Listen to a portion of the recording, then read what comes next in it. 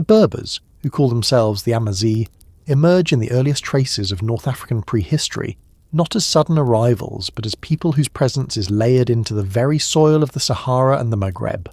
Archaeologists working across the vast deserts and mountain ranges of North Africa uncover evidence that the ancestors of the Amazigh were already settled here, in times when the Sahara was not a barren expanse of sand, but a fertile land of rivers, lakes, and savannas.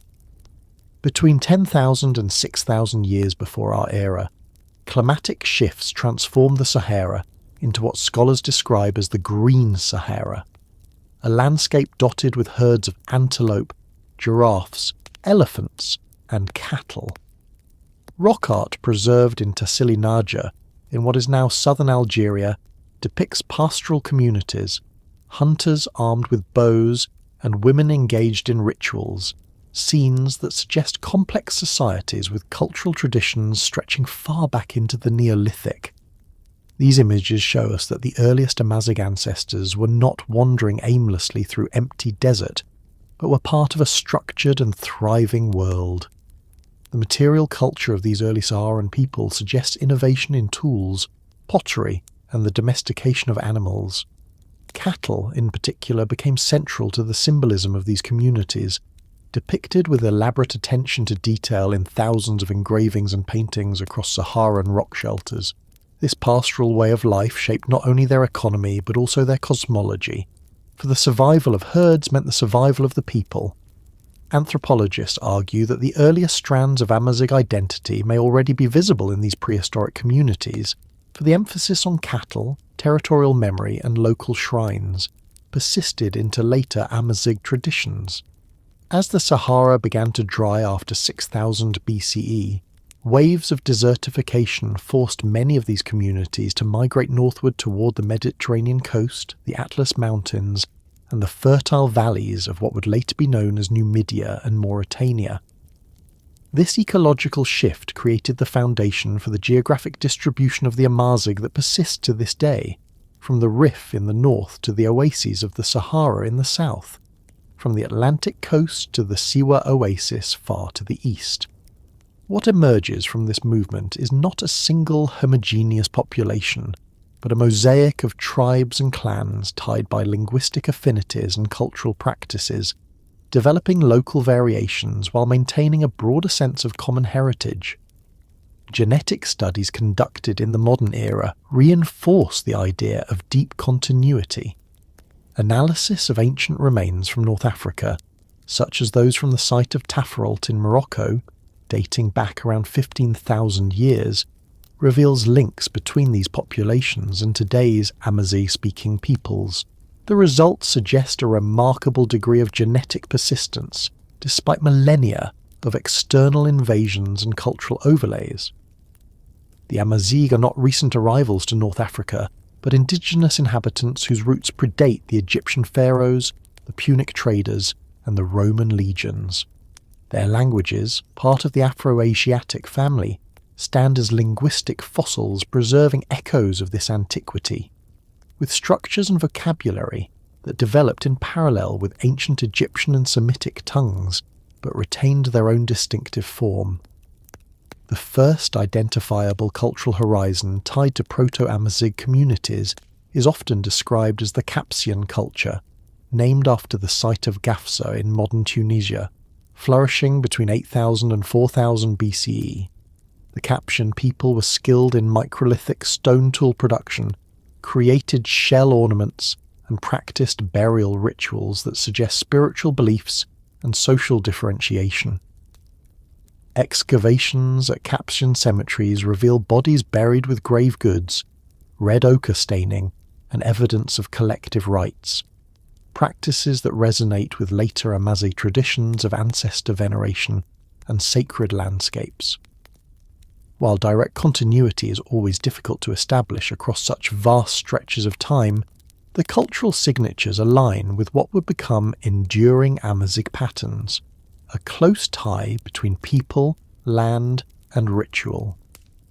By the late Neolithic, around 3000 BCE, North Africa had already developed regional distinctiveness, In the coastal zones, communities engaged in farming and fishing, while those in the hinterlands continued pastoralism. Evidence from pottery styles, such as impressed and corded decorations, shows contact with Iberia across the Mediterranean, suggesting that Amazigh ancestors were not isolated but participated in early seafaring exchanges that connected Africa and Europe. These maritime contacts would become a defining feature of North African history, as Amazigh peoples interacted with Phoenicians, Greeks and later Romans, always positioned as intermediaries between the African interior and the Mediterranean world. The importance of stone monuments in Amazigh prehistory cannot be overstated. Across the Maghreb stand dolmens, tumuli, and megalithic tombs, many dating back to the 3rd and 2nd millennia BCE. These monumental structures served as burial sites and possibly as territorial markers, embedding memory into the landscape. Later Greek and Roman writers would describe the Berbers as a people with deep respect for their ancestors, and these prehistoric stone structures illustrate how far back that reverence extended. The tumuli, some containing rich grave goods, hint at stratified societies where leaders commanded authority not only in life, but also in death, their memory enshrined in massive stone. The persistence of these monuments across North Africa demonstrates that Amazigh societies place great importance on continuity, legitimacy, and territorial rootedness. It was during these millennia that North Africa's ecological transformation shaped Amazigh adaptation. The once green Sahara hardened into desert, leaving only pockets of oases and caravan routes. Communities that had once grazed cattle on savanna now developed the expertise to manage scarce resources, establishing oases through ingenious water management and building fortified villages in the mountains. This adaptation forged a resilience that would define Amazigh identity throughout history. The ability to endure in harsh landscapes, to retreat into mountains and deserts when foreign empires advanced, and to re-emerge with strength when the political landscape shifted. Ancient Egyptian sources provide some of the earliest written references to Amazigh peoples. Already by the Old Kingdom, inscriptions refer to Libu, Meshwesh, and other groups inhabiting the western deserts. These names, preserved in hieroglyphs, correspond to tribal confederations of Amazigh peoples, who both traded with and raided Egyptian frontiers.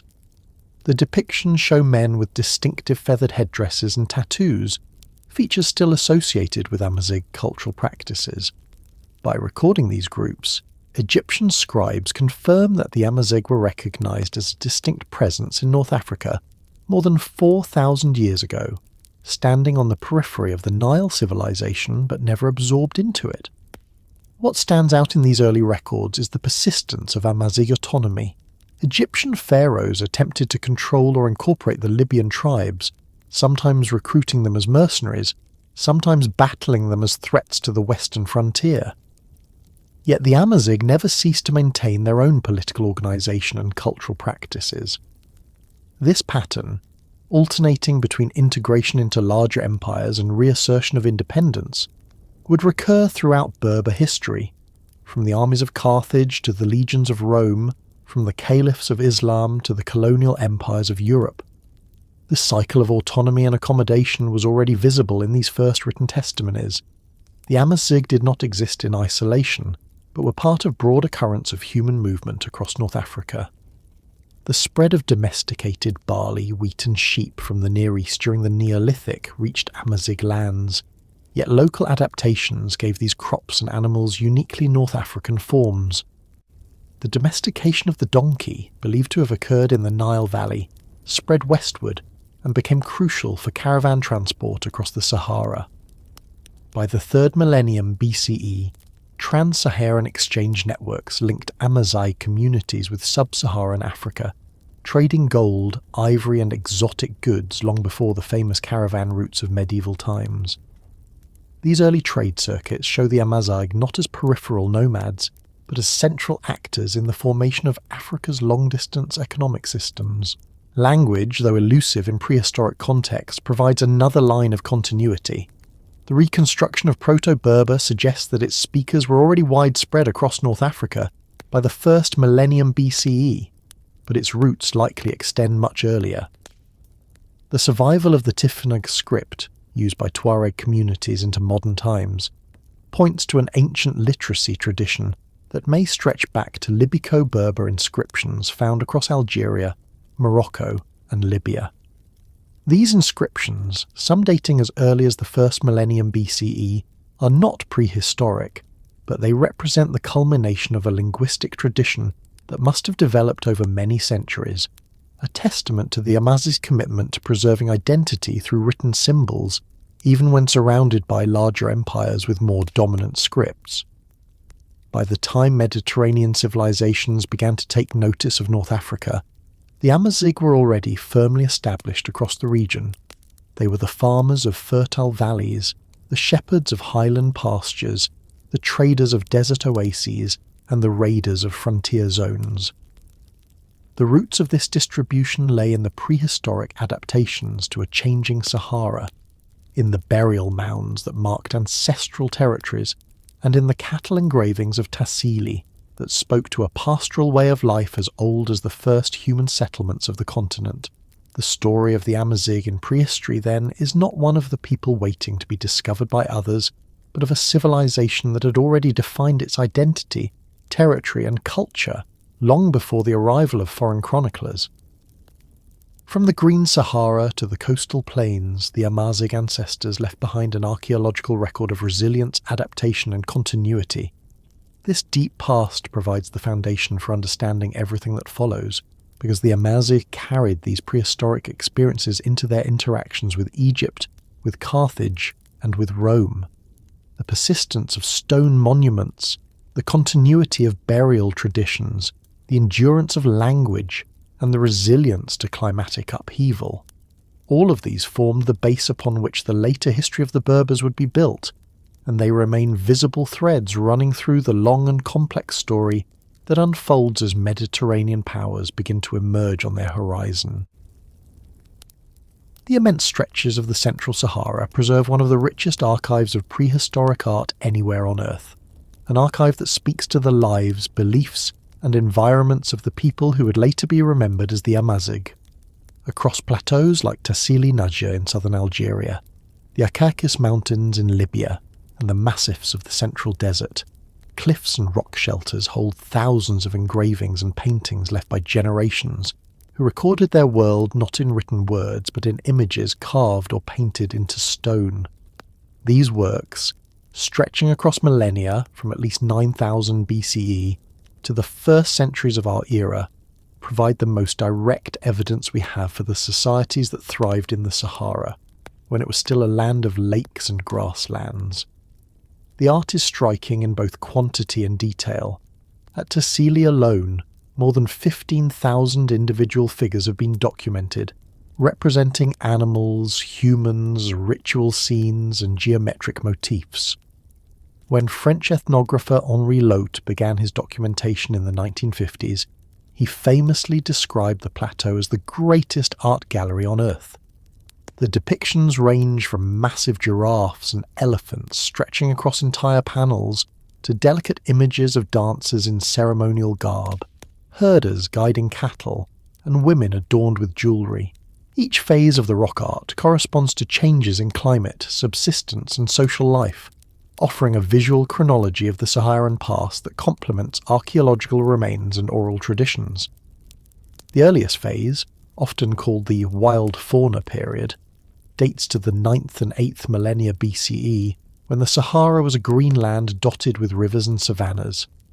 Engravings from this period show large wild animals, buffalo, rhinoceroses, antelopes and elephants, rendered in naturalistic style with attention to proportion and movement.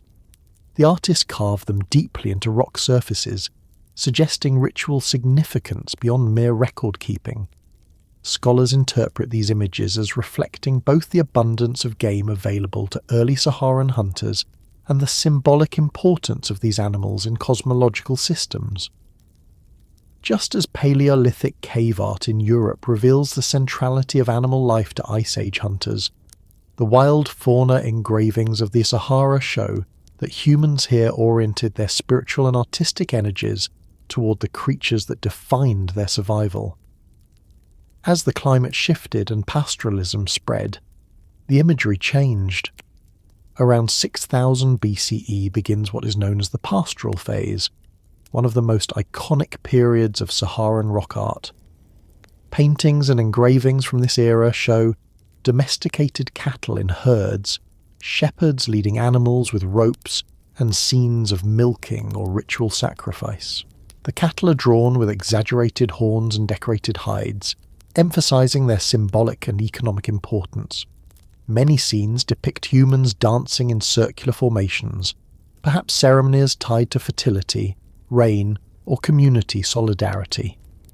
The prominence of women in these images, often shown with elaborate hairstyles, jewellery and body markings, suggests that female roles in ritual life were significant, and some scholars have proposed that these figures may represent goddesses or priestesses linked to fertility cults. The pastoral art not only reflects subsistence change, but also marks the emergence of more complex social identities. Depictions of clothing, ornaments and hairstyles imply distinctions of status, age or gender within these communities. The appearance of chariots and horses in later phases points to contact with external cultures, perhaps through diffusion of technology from the Nile Valley or the Mediterranean. The art thus provides evidence not only of local innovation, but also of the integration of Saharan peoples into wider networks of exchange. One of the most famous and controversial figures from the rock art is the so-called Great God of Sephar, an enormous painted figure from Tassili, Niger that stands several meters tall, depicted with outstretched arms, mask-like face, and a halo of radiating lines. Discovered by Lot's team in the 1950s, this image was interpreted by him as evidence of a religious cult focused on a supreme deity, perhaps the earliest in Africa.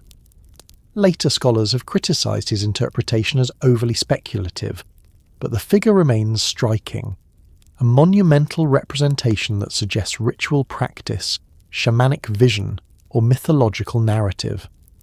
Regardless of its precise meaning, it demonstrates the degree to which prehistoric Saharan art could transcend mere depiction and become a symbolic expression of collective cosmology. The horse period, beginning around 1500 BCE, reflects further transformations. The Sahara by this time had entered into full desertification, and the images show horses pulling chariots, armed warriors with spears and shields, and battle scenes. The presence of chariots suggests contact with cultures to the north and east, where such technology was already well established. For the Amazigh's ancestors, the adoption of horses marked a shift in mobility, warfare and social organisation. The desert was no longer a savanna filled with wild animals, but a vast arid expanse traversed by mounted groups who could cover enormous distances. This phase aligns with the emergence of tribal confederations that would later appear in Egyptian records as Meshwesh or Libu, Amazigh groups pressing on the Nile Delta or raiding frontier settlements. By the 1st millennium BCE, the final camel period begins. Camels, introduced from Arabia, became the definitive animal of desert life. Rock engravings from this era depict caravans of camels laden with goods, riders in flowing garments, and inscriptions in Libico-Berber script. These images directly foreshadow the great trans-Saharan trade routes that would later connect North Africa with West Africa, carrying salt, gold, slaves, and ideas across thousands of kilometres. The camel transformed the economic possibilities of Saharan societies, allowing for sustained long-distance commerce and giving Amazigh communities the tools to control desert crossings for centuries to come. Rock art, therefore, is not a static gallery, but a living chronicle of environmental change, social transformation, and technological adaptation. Each phase reveals how Saharan communities redefined their lives as the climate shifted from green to arid, as subsistence shifted from hunting to herding to trading, and as external contacts introduced new animals and technologies. The continuity across thousands of years suggests that Amazigh ancestors adapted without losing their cultural essence. Their ability to integrate new elements, cattle, horses, camels into their symbolic and artistic systems shows a pattern of resilience that later defined their historical interactions with Mediterranean powers. Beyond the images themselves, the locations of the art tell us much about prehistoric Amazigh life. Many engravings are found near ancient lake shores, wadis or springs, indicating that these places were focal points of settlement and ritual. The clustering of images in caves and shelters suggests that certain sites held special significance, perhaps functioning as sanctuaries or gathering places. Archaeological excavations at some of these locations reveal hearths, pottery, grinding stones, and remains of animal bones, evidence of repeated occupation and communal activity. These were not isolated artistic expressions, but integral parts of daily and spiritual life. Interpreting the meaning of rock art is challenging, but ethnographic parallels provide clues. Among the Tuareg, who preserve many traditional Amazigh practices, certain rock shelters and engravings are still regarded as sacred, associated with ancestral spirits or protective forces. Ritual dances, animal sacrifices, and oral narratives connect present communities to the painted figures of their ancestors. While we cannot assume direct continuity, these parallels suggest that the prehistoric art was embedded in systems of myth and ritual that persisted in modified forms into historical times. The art also provides evidence for social interactions across vast distances. Similar motifs appear from Algeria to Niger, from Libya to Mali, suggesting shared cultural frameworks or long-distance communication. The depiction of boats in some engravings hints at river or lake navigation, while recurring motifs of masks and dances suggest widespread ritual traditions.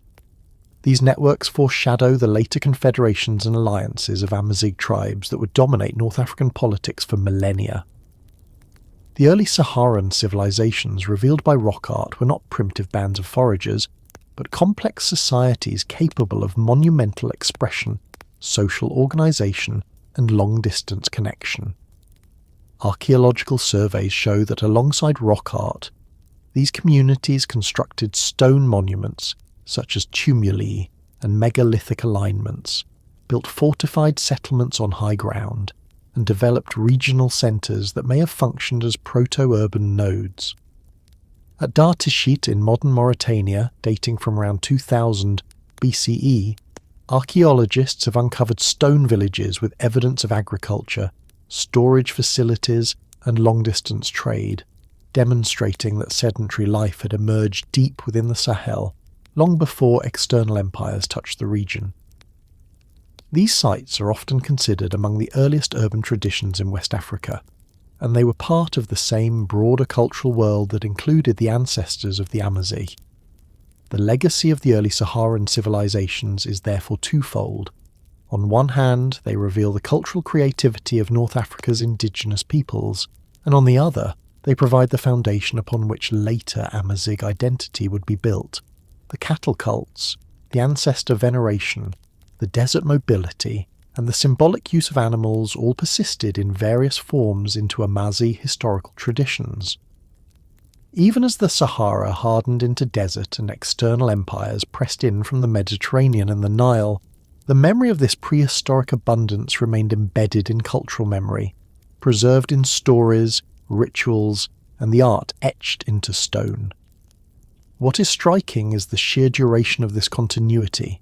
For more than 8,000 years, Saharan communities produced art, maintained rituals, and adapted to changing conditions. Few regions on Earth offer such a long, uninterrupted record of human creativity. This continuity explains why the Amazigh today trace their identity not to a single kingdom or dynasty, but to a deep sense of rootedness in the land itself, a land that once flourished with life and which still holds the silent testimony of painted figures and engraved animals gazing out from desert cliffs.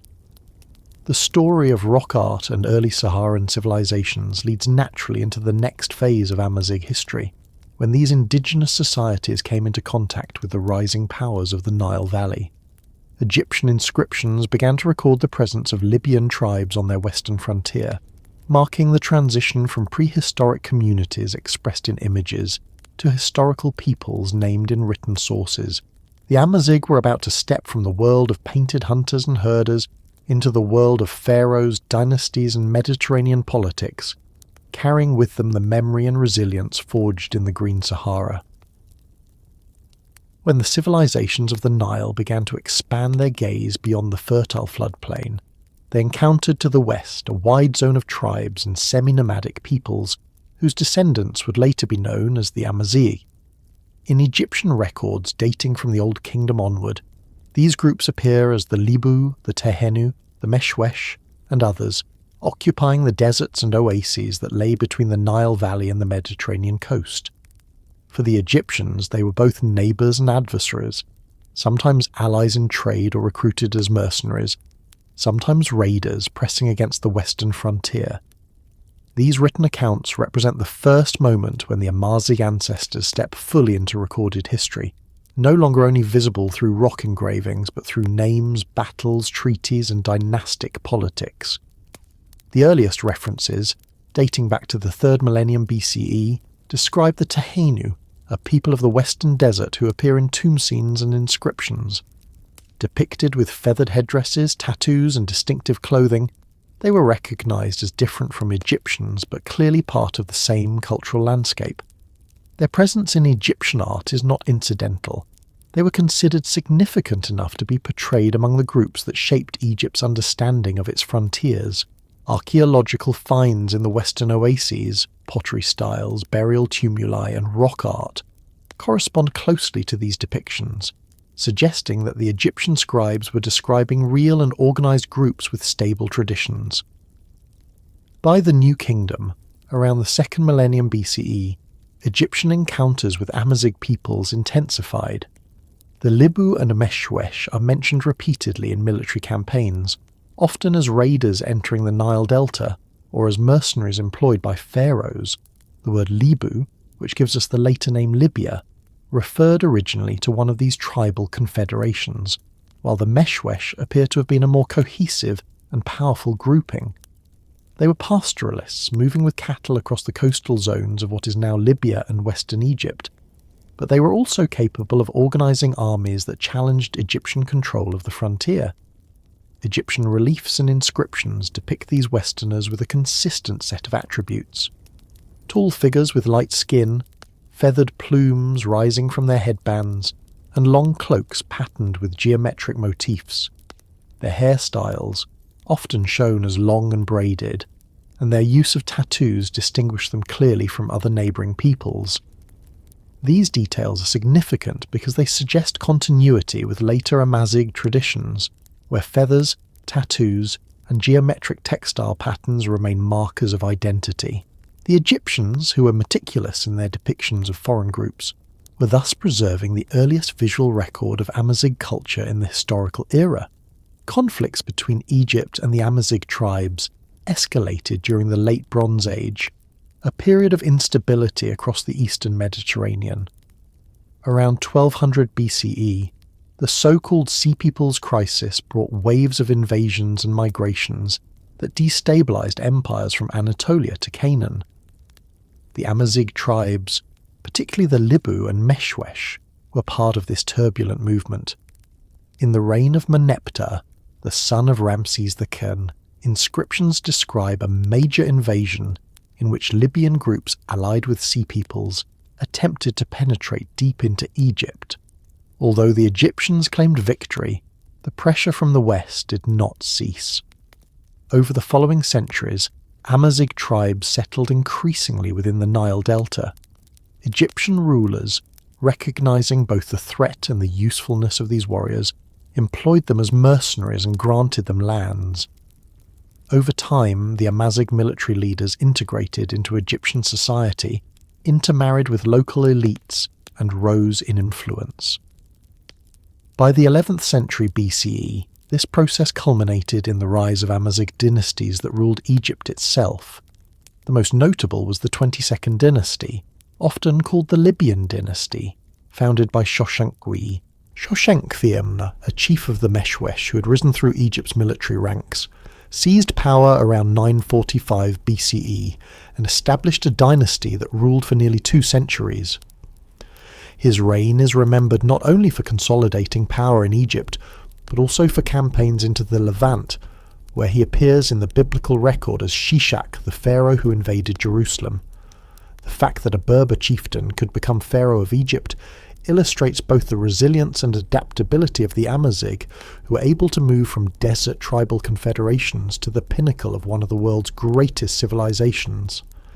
The Libyan pharaohs of the 22nd and 23rd dynasties maintained traditional Egyptian institutions, temples and rituals, but their tribal background influenced their political strategies.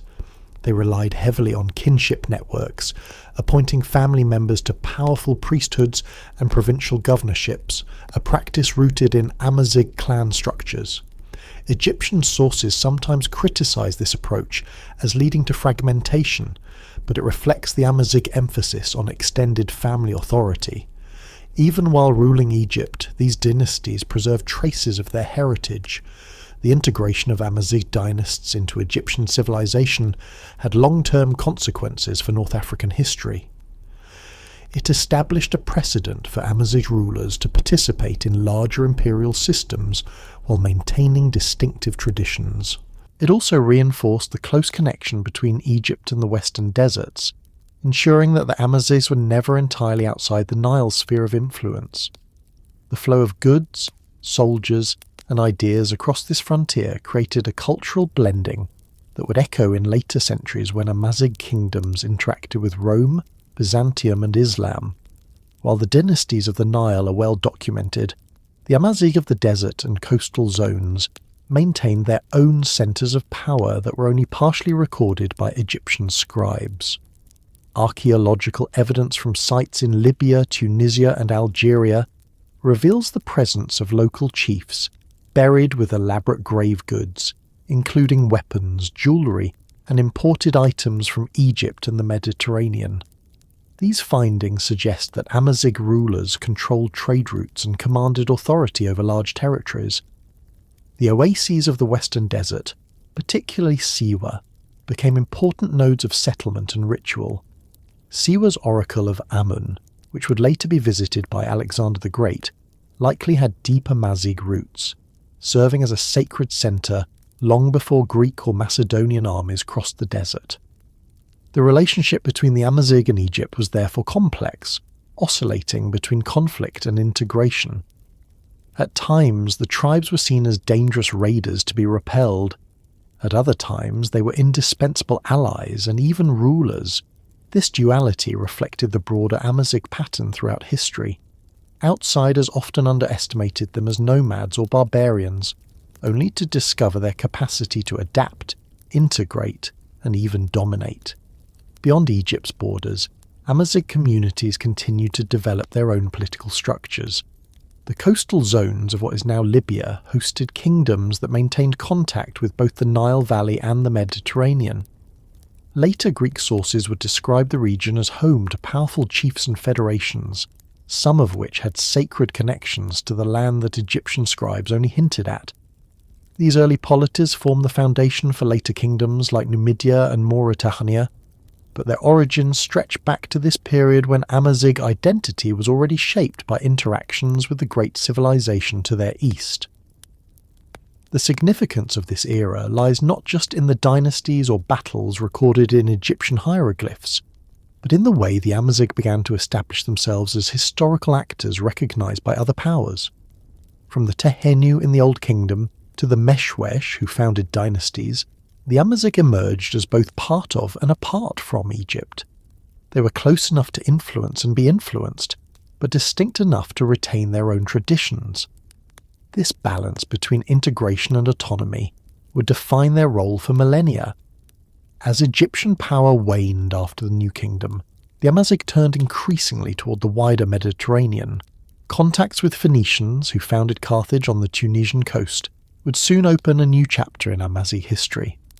The desert tribes who once painted cattle on rocks and later marched as Libyan pharaohs of Egypt were about to become central actors in the rise of one of the greatest maritime empires of the ancient world.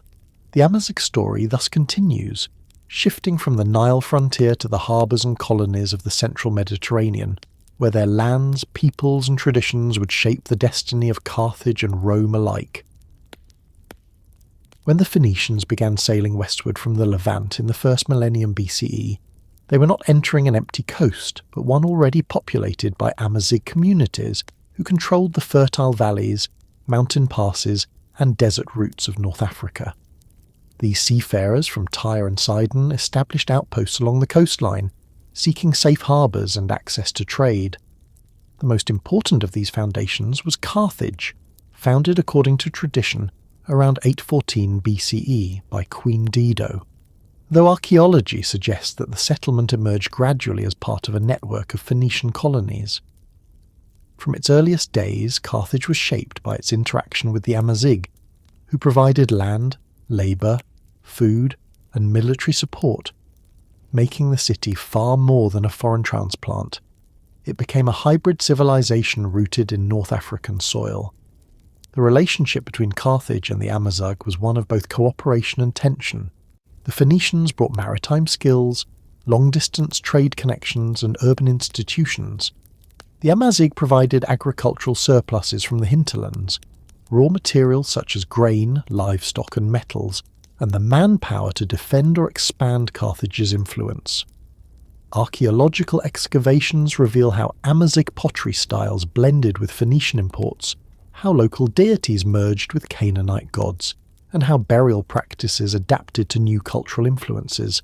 This fusion created a Punic civilization that was distinctly North African in character, rooted as much in Amazigh traditions as in Phoenician ones.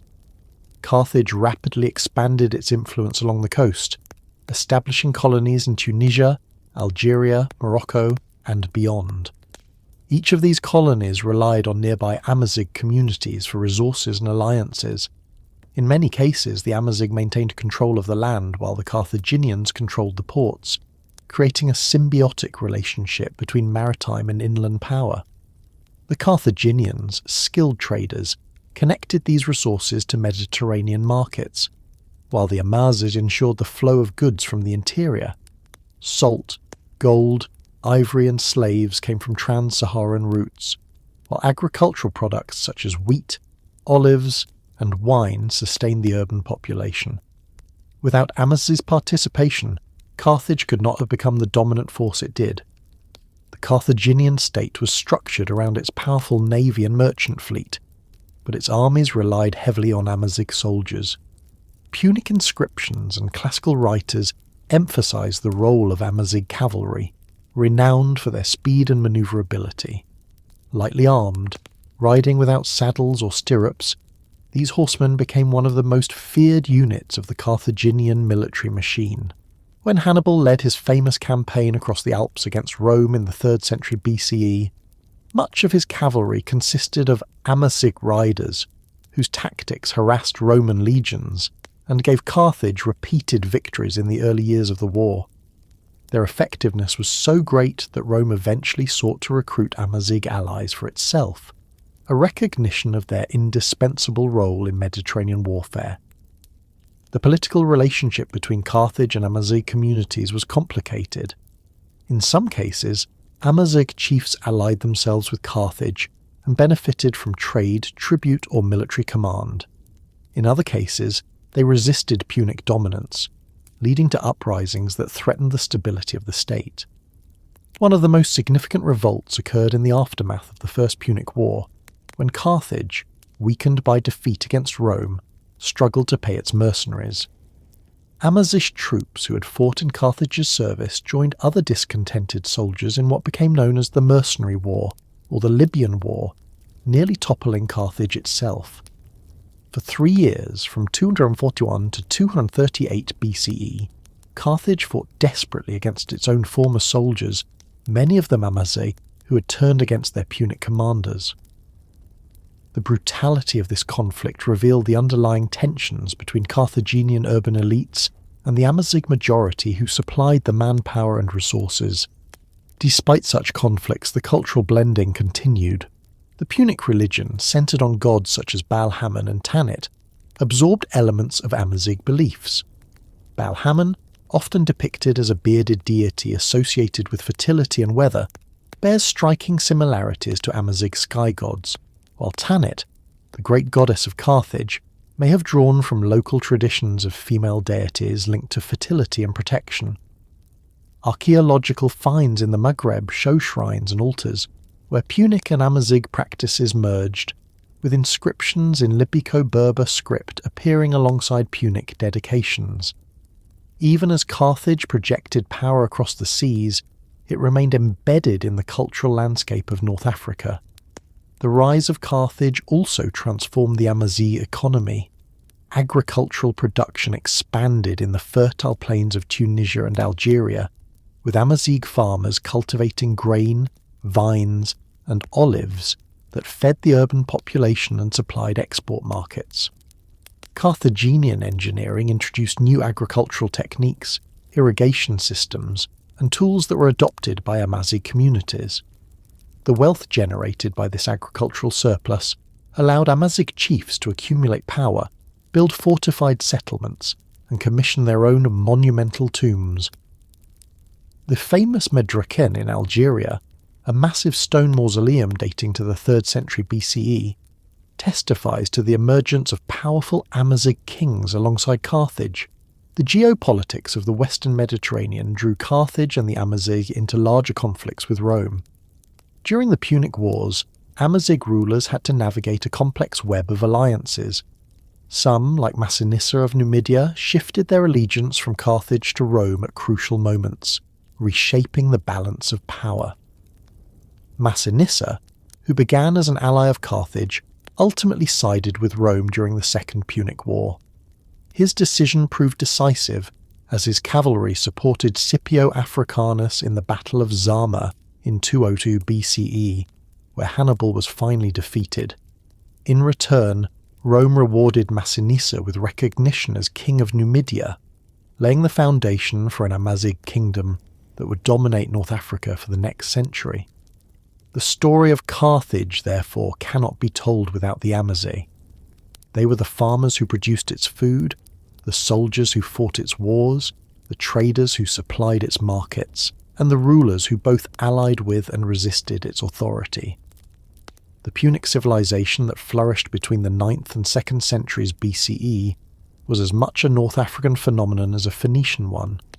Its institutions, art and religion were deeply shaped by the Amazigh environment in which it was planted. Classical writers such as Polybius and Livy often describe Carthage as a foreign power in Africa, emphasizing its Phoenician origins, but the archaeological record shows a more complex picture. Punic settlements display hybrid features, with Amazigh pottery, inscriptions and burials intermingled with imported styles. The everyday life of Carthaginian farmers, artisans and labourers was inseparable from their Amazigh counterparts. Even the Punic language incorporated Berber names and terms, showing the depth of cultural entanglement. The fall of Carthage in 146 BCE, when Rome destroyed the city after the Third Punic War, did not erase this legacy. Many Amazigh communities had already begun to assert greater independence, and the rise of Numidia under Masinissa and his successors carried forward the blend of Punic and Amazigh traditions. Roman expansion into North Africa in the following centuries would confront not just the ruins of Carthage, but the living power of Amazigh kingdoms that had grown alongside it.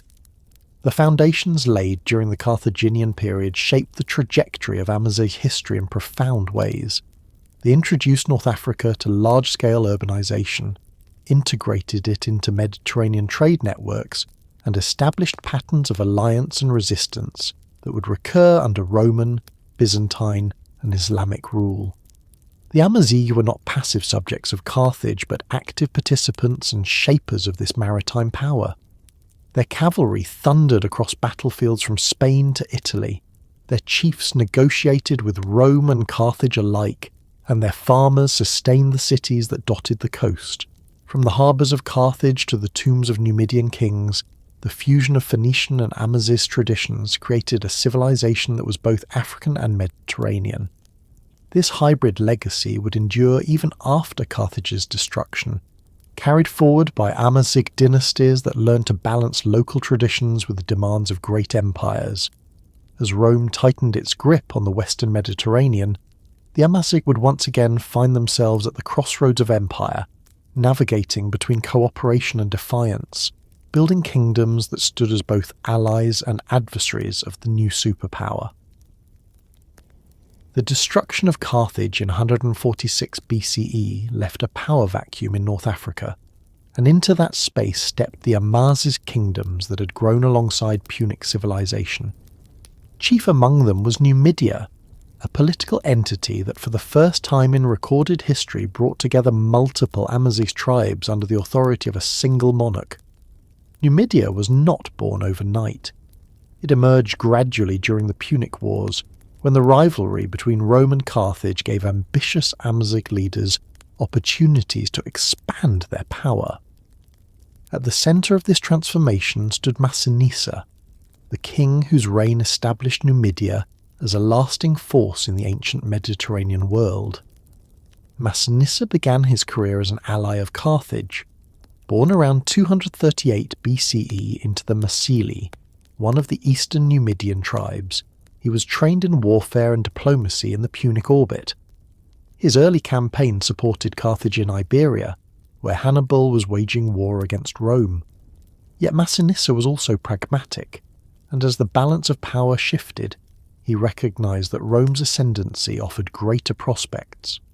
During the decisive years of the Second Punic War, he switched his allegiance, bringing his cavalry to the aid of Scipio Africanus.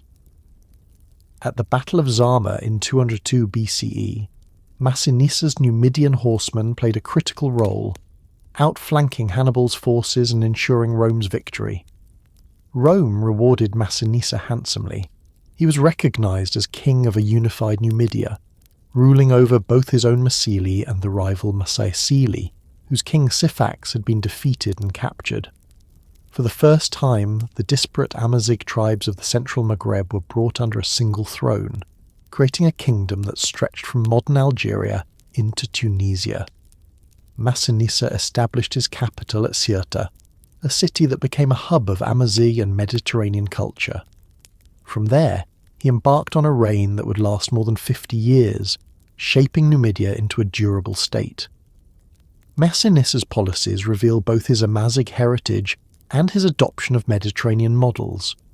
He encouraged agriculture on a scale previously unseen among Amazigh's kingdoms, promoting the cultivation of grain, olives, and vines.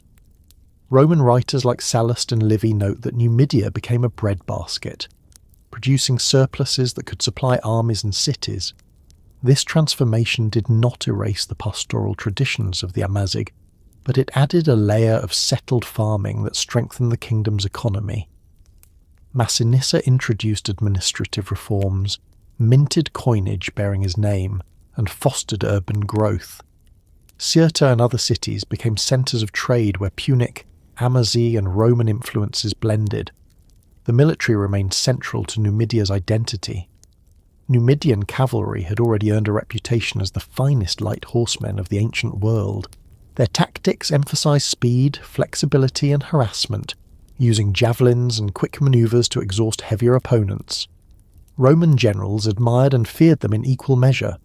Under Masinissa, this cavalry became the backbone of a professionalized army that could project power across North Africa. With Rome as his ally, Masinissa expanded Numidia's territory, annexing lands once controlled by Carthage and extending his influence deep into the Sahara. Religion and culture in Numidia reflected the kingdom's hybrid character. The Amazigh tradition of ancestor veneration continued, visible in the construction of monumental tombs for kings and nobles. The Medration, a massive circular mausoleum in eastern Algeria, predates Masinissa but set the pattern for royal burials. Later, the tomb of the Christian woman, west of Algiers, illustrates the endurance of this monumental tradition well into Roman times. Punic deities such as Baal, Hammon and Tanit were also worshipped, but they were often merged with Amazigh gods, creating syncretic forms that expressed local identities within a Mediterranean framework. This blending extended to language. Libyco-Berber inscriptions coexisted with Punic and increasingly Latin. Numidia became a place where multiple traditions overlapped, yet Amazigh identity remained strong. Masinissa's reign was long and successful, but it also set the stage for future conflicts. His close alliance with Rome gave Numidia security and expansion, yet it also made the kingdom dependent on Roman approval. Masinissa was adept at navigating this relationship, but after his death in 148 BCE, succession disputes exposed the vulnerabilities of Numidian politics. Rome intervened repeatedly, exploiting divisions among Masinissa's heirs to expand its influence. The balance of power shifted from a strong, unified Numidia to a kingdom entangled in Roman intrigues. It was in this context that one of the most famous Amazigh leaders, Jugurtha, rose to prominence. A grandson of Masinissa, Jugurtha initially served in the Roman army, gaining first-hand knowledge of Roman tactics and politics. He distinguished himself in the siege of Numantia in Spain, where his bravery and leadership impressed Roman commanders. Yet Jugurtha also saw the corruption of Roman officials, who could be bribed and manipulated. When he returned to Numidia, he applied these lessons ruthlessly. Upon the death of King Micipsa, Masinissa's son Jugurtha manoeuvred to seize the throne, eliminating rivals and consolidating power. His actions provoked civil war and drew Rome into the dispute, since Numidia's stability was crucial to Roman interests in North Africa. Jugurtha bribed Roman senators to secure recognition, but when opposition arose, he turned to violence. The conflict that followed, known as the Jugurthine War, tested both Numidia and Rome. Sallust, the Roman historian who wrote the definitive account of this war, portrays Jugurtha as a cunning and charismatic leader, skilled in both diplomacy and guerrilla warfare. He exploited the mobility of Numidian cavalry, avoided pitched battles, and used the desert terrain to his advantage. Time and again, Roman legions found themselves frustrated by an enemy who refused to fight on their terms. Jugurtha's brilliance lay in his ability to combine traditional Amazigh tactics with his understanding of Roman weaknesses. The war dragged on for years, exposing the corruption of Rome's political system. Jugurtha's ability to bribe senators and generals embarrassed the Republic and fueled calls for reform.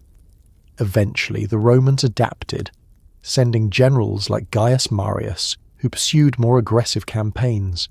Jugurtha was finally betrayed by his father-in-law Bocchus of Mauretania, who handed him over to the Romans in 105 BCE. Taken to Rome, Jugurtha was paraded in chains during Marius's triumph, before being executed. Though defeated, Jugurtha became a symbol of Amazigh resistance.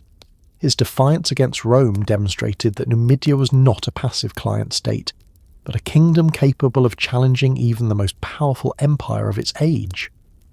The war also left a lasting impression on Rome, exposing the vulnerabilities of its republican institutions and the dangers of corruption. For the Amazigh, Jugurtha's legacy was one of courage and cunning, a reminder that their leaders could shape Mediterranean politics on their own terms. After Jugurtha, Numidia remained under Roman influence but continued to produce significant rulers. Juba II, who reigned in the 1st century BCE, allied with Pompey against Julius Caesar during the Roman civil wars. When Caesar defeated Pompey, Juba's kingdom was annexed, and his son, Juba II, was raised in Rome. Remarkably, Juba II was restored to power as king of Mauretania, ruling as a client king under Augustus. Educated in Rome, married to Cleopatra Selene, the daughter of Cleopatra Thyave and Mark Antony, Juba II embodied the cosmopolitan blend of Amazigh, Roman and Hellenistic traditions.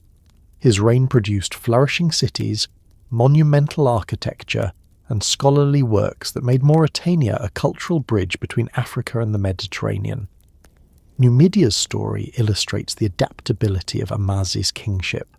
From Masinissa's alliance with Rome to Jugurtha's resistance and Juba II's integration into the Roman world, Amazigh rulers navigated shifting imperial landscapes with resilience and ambition. They could be allies, adversaries, or partners, but they were never irrelevant. Their kingdoms harnessed the resources of North Africa, commanded formidable armies, and projected influence far beyond their borders. The rise of Numidia marked a turning point in Amazigh history. For the first time, the Berbers had a kingdom recognised on equal terms with other Mediterranean states. They minted coins, built cities, negotiated treaties, and fought wars that shaped the destiny of empires. The legacy of Numidia lived on in the memory of the Amazigh as proof that they could rule themselves and contend with the greatest powers of the ancient world. From the fields of Jugurtha to the deserts where Jugurtha waged his campaigns, the Amazigh kings demonstrated both the strengths and vulnerabilities of their people. Unity brought power, but division invited foreign interference. Rome understood this dynamic and exploited it, but the Amazigh never ceased to reassert their identity and autonomy. Even as Numidia was absorbed into the Roman system, the traditions of Amazigh kingship persisted, carried forward into the next chapters of North African history. The fall of Carthage had opened the door for Amazigh rulers to step onto the stage of Mediterranean politics. The rise of Numidia confirmed that they could seize that opportunity and create kingdoms that endured. Yet Rome's shadow loomed large, and the centuries to come would test the Amazigh ability to survive within the expanding orbit of the empire. The legions would march, the cities would grow, and the landscapes of North Africa would be reshaped by Roman power. But the spirit of Numidian kingship would not vanish, finding new forms under Roman rule and beyond. When the name of Jugurtha appears in Roman records, it comes with a mix of respect, frustration, and bitter memory. To the Romans, he was the dangerous Numidian king who humiliated their armies, exposed the corruption of their senate, and forced them into a long and costly war in a region they had thought already under their sway. To the Amazigh, he stands as a figure of cunning resilience, a man who used both diplomacy and desert warfare to defend the independence of his kingdom. His story is not just that of one king, but of the wider struggle between Rome and North Africa in the late 2nd century BCE, when Numidia still stood as a sovereign power and the Romans had not yet fully imposed their will on the Maghreb. Jugurtha was the grandson of Masinissa, the great unifier of Numidia, and his early life reflects the intersection of Amazigh tradition and Roman politics. Raised in the Numidian royal household, but also exposed to Roman culture, Jugurtha understood the ways of both worlds. He was not a distant outsider, but someone who had marched with Roman armies and seen firsthand how they fought, how they governed, and most importantly how their leaders could be bribed. When the Romans besieged the city of Numantia in Spain during the 130s BCE, Jugurtha commanded Numidian cavalry in their service. His courage, tactical intelligence, and ability to inspire his men won him admiration from Roman commanders. He impressed Scipio Aemilianus himself, who reportedly praised Jugurtha as a man of great promise.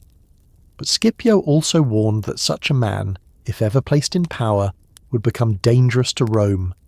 The prophecy proved true. When Jugurtha returned to Numidia, he was already thinking like a king. The reigning monarch, Micipsa, Masinissa's son, saw Jugurtha's ambition and tried to neutralize it by adopting him as a co-heir alongside his own sons, Adherbal and Hiempsal. On paper, this arrangement created a balance among the three princes, but in practice it guaranteed conflict. Jugurtha, older, more experienced, and already a seasoned warrior, had no intention of sharing power on equal terms. His rivals, younger and less tested, underestimated both his cunning and his willingness to use force. After Micipsa's death in 118 BCE, the fragile balance collapsed. Jugurtha moved quickly, eliminating Hiempsal in a violent coup and seizing control of a large portion of the kingdom. Adherbal fled and appealed to Rome for help, trusting that Rome, which had long claimed influence over Numidia, would protect his right to rule. This moment reveals the dangerous intersection between Numidian succession politics and Roman imperial ambition. Rome had an interest in keeping Numidia stable, But Roman senators were divided, many open to bribes, and Jugurtha understood this better than anyone. When a Roman commission came to mediate the dispute, Jugurtha bribed its members, and the kingdom was divided in his favour. He received the more fertile and populous regions, while Adherbal was left with weaker territories. But Jugurtha was not content. Soon he launched a war against Adherbal, besieging him in the city of Cirta. The siege dragged on, and Adherbal again appealed to Rome. Jugurtha delayed, bribed more envoys, and continued his assault. When Cirta finally fell in 112 BCE, Jugurtha executed Adherbal and massacred many of the city's inhabitants, including Italian merchants who had supported him. This act forced Rome to intervene, for the deaths of Roman citizens could not be ignored. Thus began the Jugurthine War, a conflict that lasted from 112 to 105 BCE and revealed the deep flaws of the Roman Republic. Sallust, who later wrote a history of the war, portrays Jugurtha as both the cause of Rome's humiliation and the mirror of its corruption. He bribed senators to avoid punishment, negotiated peace on favourable terms, and then resumed hostilities when it suited him. Roman commanders often fought half-heartedly, their loyalty purchased by Jugurtha's gold. For years, the Numidian king played Rome like a master strategist, resisting their legions and exposing their weakness. The war was fought not in open fields but in the deserts and hills of North Africa, terrain that favoured Numidian tactics. Jugurtha's cavalry, swift and elusive, struck Roman supply lines, ambushed isolated units, and retreated into territory where heavy infantry could not pursue effectively. He refused to give battle in the manner Romans preferred, instead relying on mobility, deception, and alliances with the local tribes. His understanding of guerrilla warfare frustrated Rome's commanders, who were trained for set-piece battles and struggled to adapt. At the same time, Jugurtha exploited the politics of the Republic. He sent envoys to Rome with bribes, confident that many senators valued wealth more than honour. At one point he even travelled to Rome himself, under a promise of safe conduct, and there he managed to manipulate factions within the Senate, escaping judgment. Sallust famously records Jugurtha's mocking words as he left the city: "A city for sale and doomed to perish if it should ever find a buyer." Whether he actually said this or not, the line captured how Romans themselves perceived the corruption of their system. The stalemate finally began to break when new Roman leaders took command. Quintus Metellus, appointed consul in 109 BCE, pursued the war with greater discipline, reforming his army and refusing Jugurtha's bribes. He achieved some successes, but Jugurtha remained elusive. It was Metellus' subordinate Gaius Marius who would ultimately change the course of the conflict. Marius, ambitious and eager for glory, returned to Rome to secure the consulship and then took over the war effort. With him was his quaestor, a young and rising noble named Lucius Cornelius Sulla, who would later become one of Rome's most infamous leaders. Marius pursued a more aggressive strategy, pressing Jugurtha hard and seeking alliances to isolate him. Sulla played a crucial role in negotiating with Bocchus, king of Mauretania and Jugurtha's father-in-law. Bocchus, sensing the tide turning, betrayed Jugurtha by luring him into a trap and handing him over to the Romans in 105 BCE. Taken in chains to Rome, Jugurtha was paraded in Marius' triumph, a broken king displayed as proof of Rome's victory. Soon after he was executed, his long struggle ending not on the battlefield but in a Roman dungeon. For the Romans, the war was both a triumph and a warning. They had defeated Jugurtha, but at great cost and with much embarrassment. His resistance had revealed how vulnerable Rome was to corruption, how difficult it was to wage war in unfamiliar terrain, and how dangerous ambitious provincial kings could be. For the Amazigh, Jugurtha's legacy endured as a symbol of defiance. Even in defeat, he had forced Rome to reckon with Numidia as a power not easily subdued.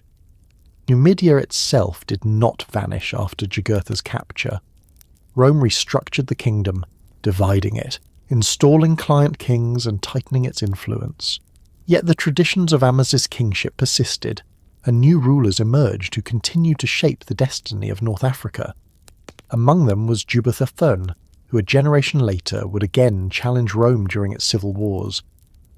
Jugurtha's story was thus not an isolated episode but part of a longer pattern. Amazigh's kings testing Rome's power, sometimes resisting, sometimes allying, but always asserting their place in the Mediterranean world. The Jugurthine War also foreshadowed the larger struggles to come.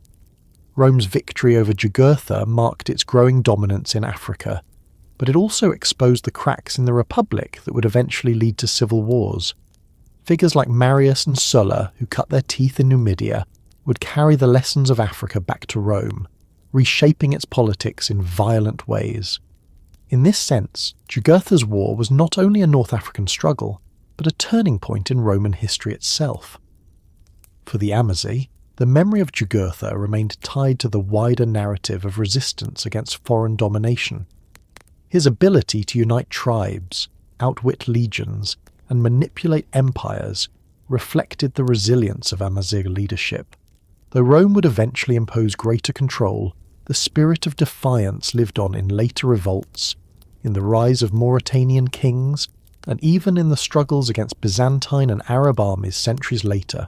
Jugurtha was part of a long chain of leaders who embodied the Amazigh refusal to be erased, each generation finding new forms of resistance as empires came and went.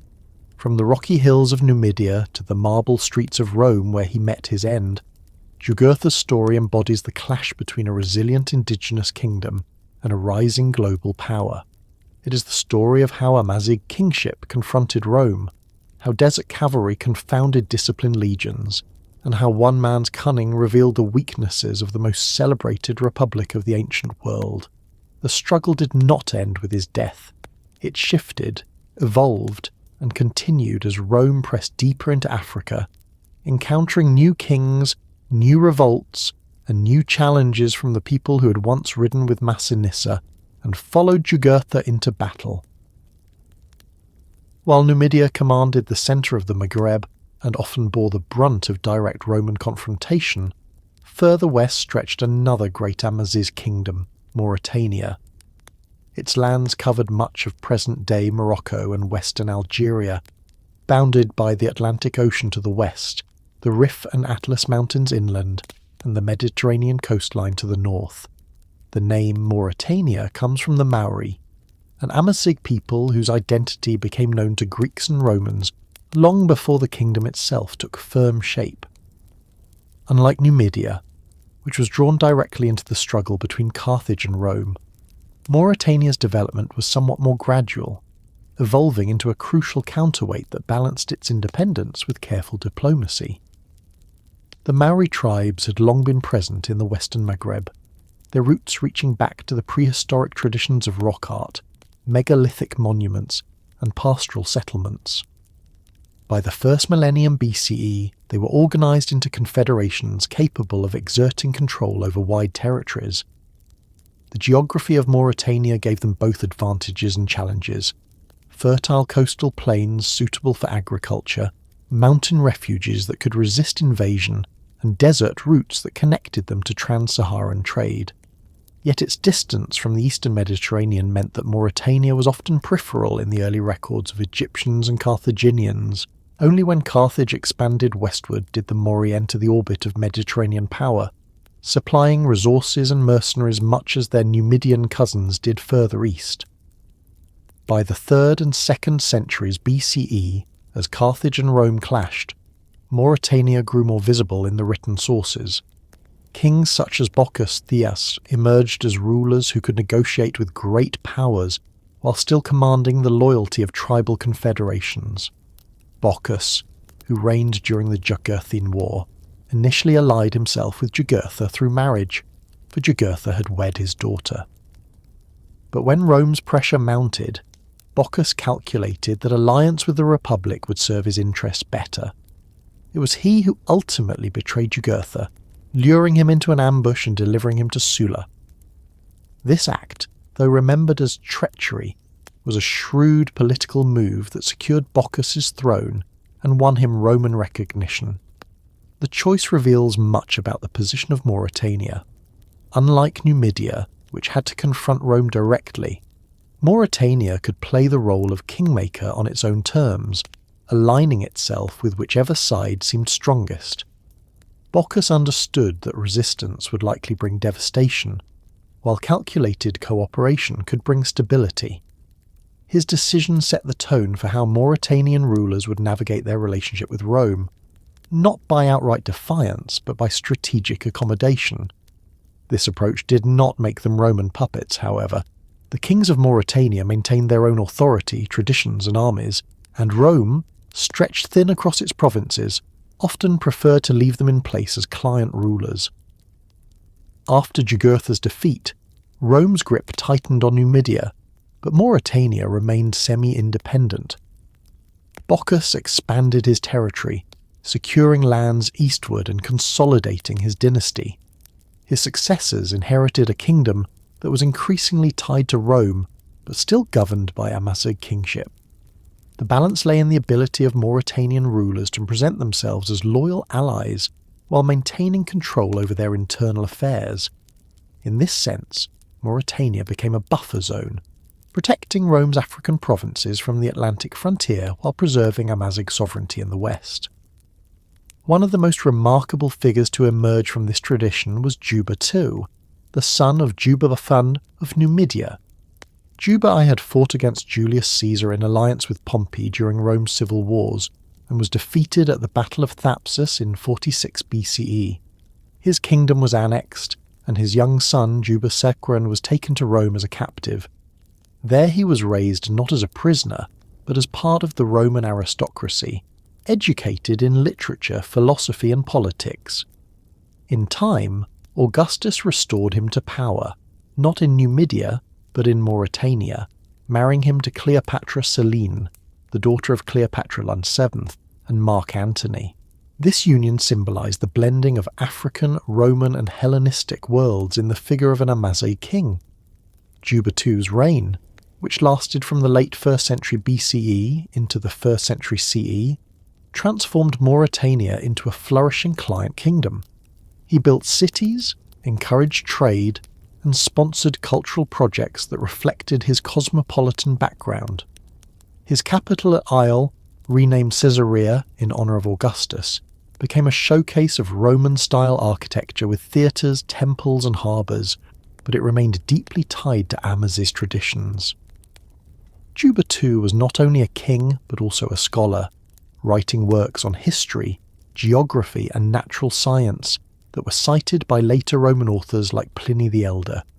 His curiosity extended across Africa, from the Atlas Mountains to the Canary Islands, reflecting his dual identity as both a Romanized intellectual and an Amazigh ruler.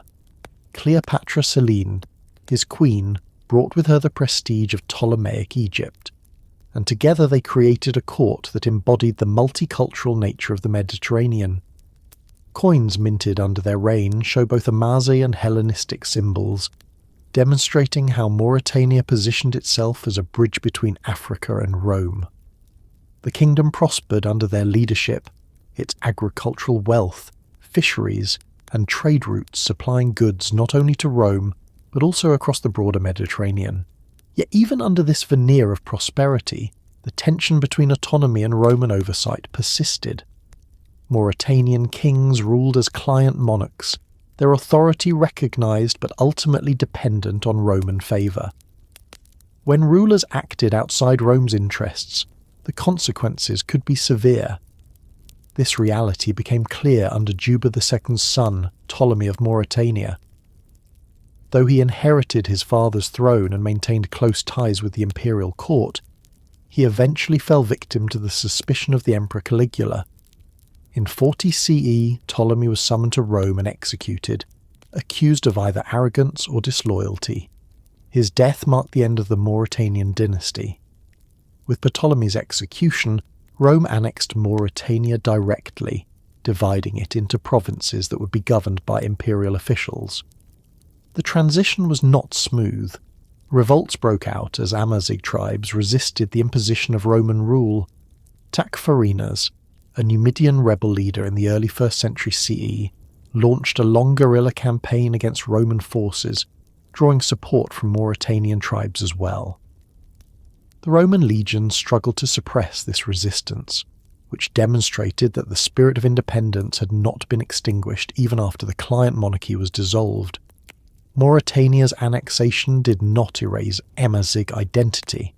On the contrary, the integration of its lands into the Roman system highlighted the enduring presence of tribal confederations and local customs. The Romans built roads, cities and fortresses, but in the mountainous and desert regions, Amazigh communities continued to live by their own traditions. Some collaborated with Rome, supplying cavalry for its armies, while others maintained a more distant relationship, occasionally rising in revolt when imperial demands grew too heavy. The shifting balance between Rome and Mauretania illustrates the broader dynamic of Amazigh history, the ability to adapt to external power while preserving core identity. Bocchus had chosen accommodation to preserve his throne. Juba II had embraced Roman culture while ruling as a Berber king, and Ptolemy had enjoyed the heights of prestige only to fall victim to imperial suspicion.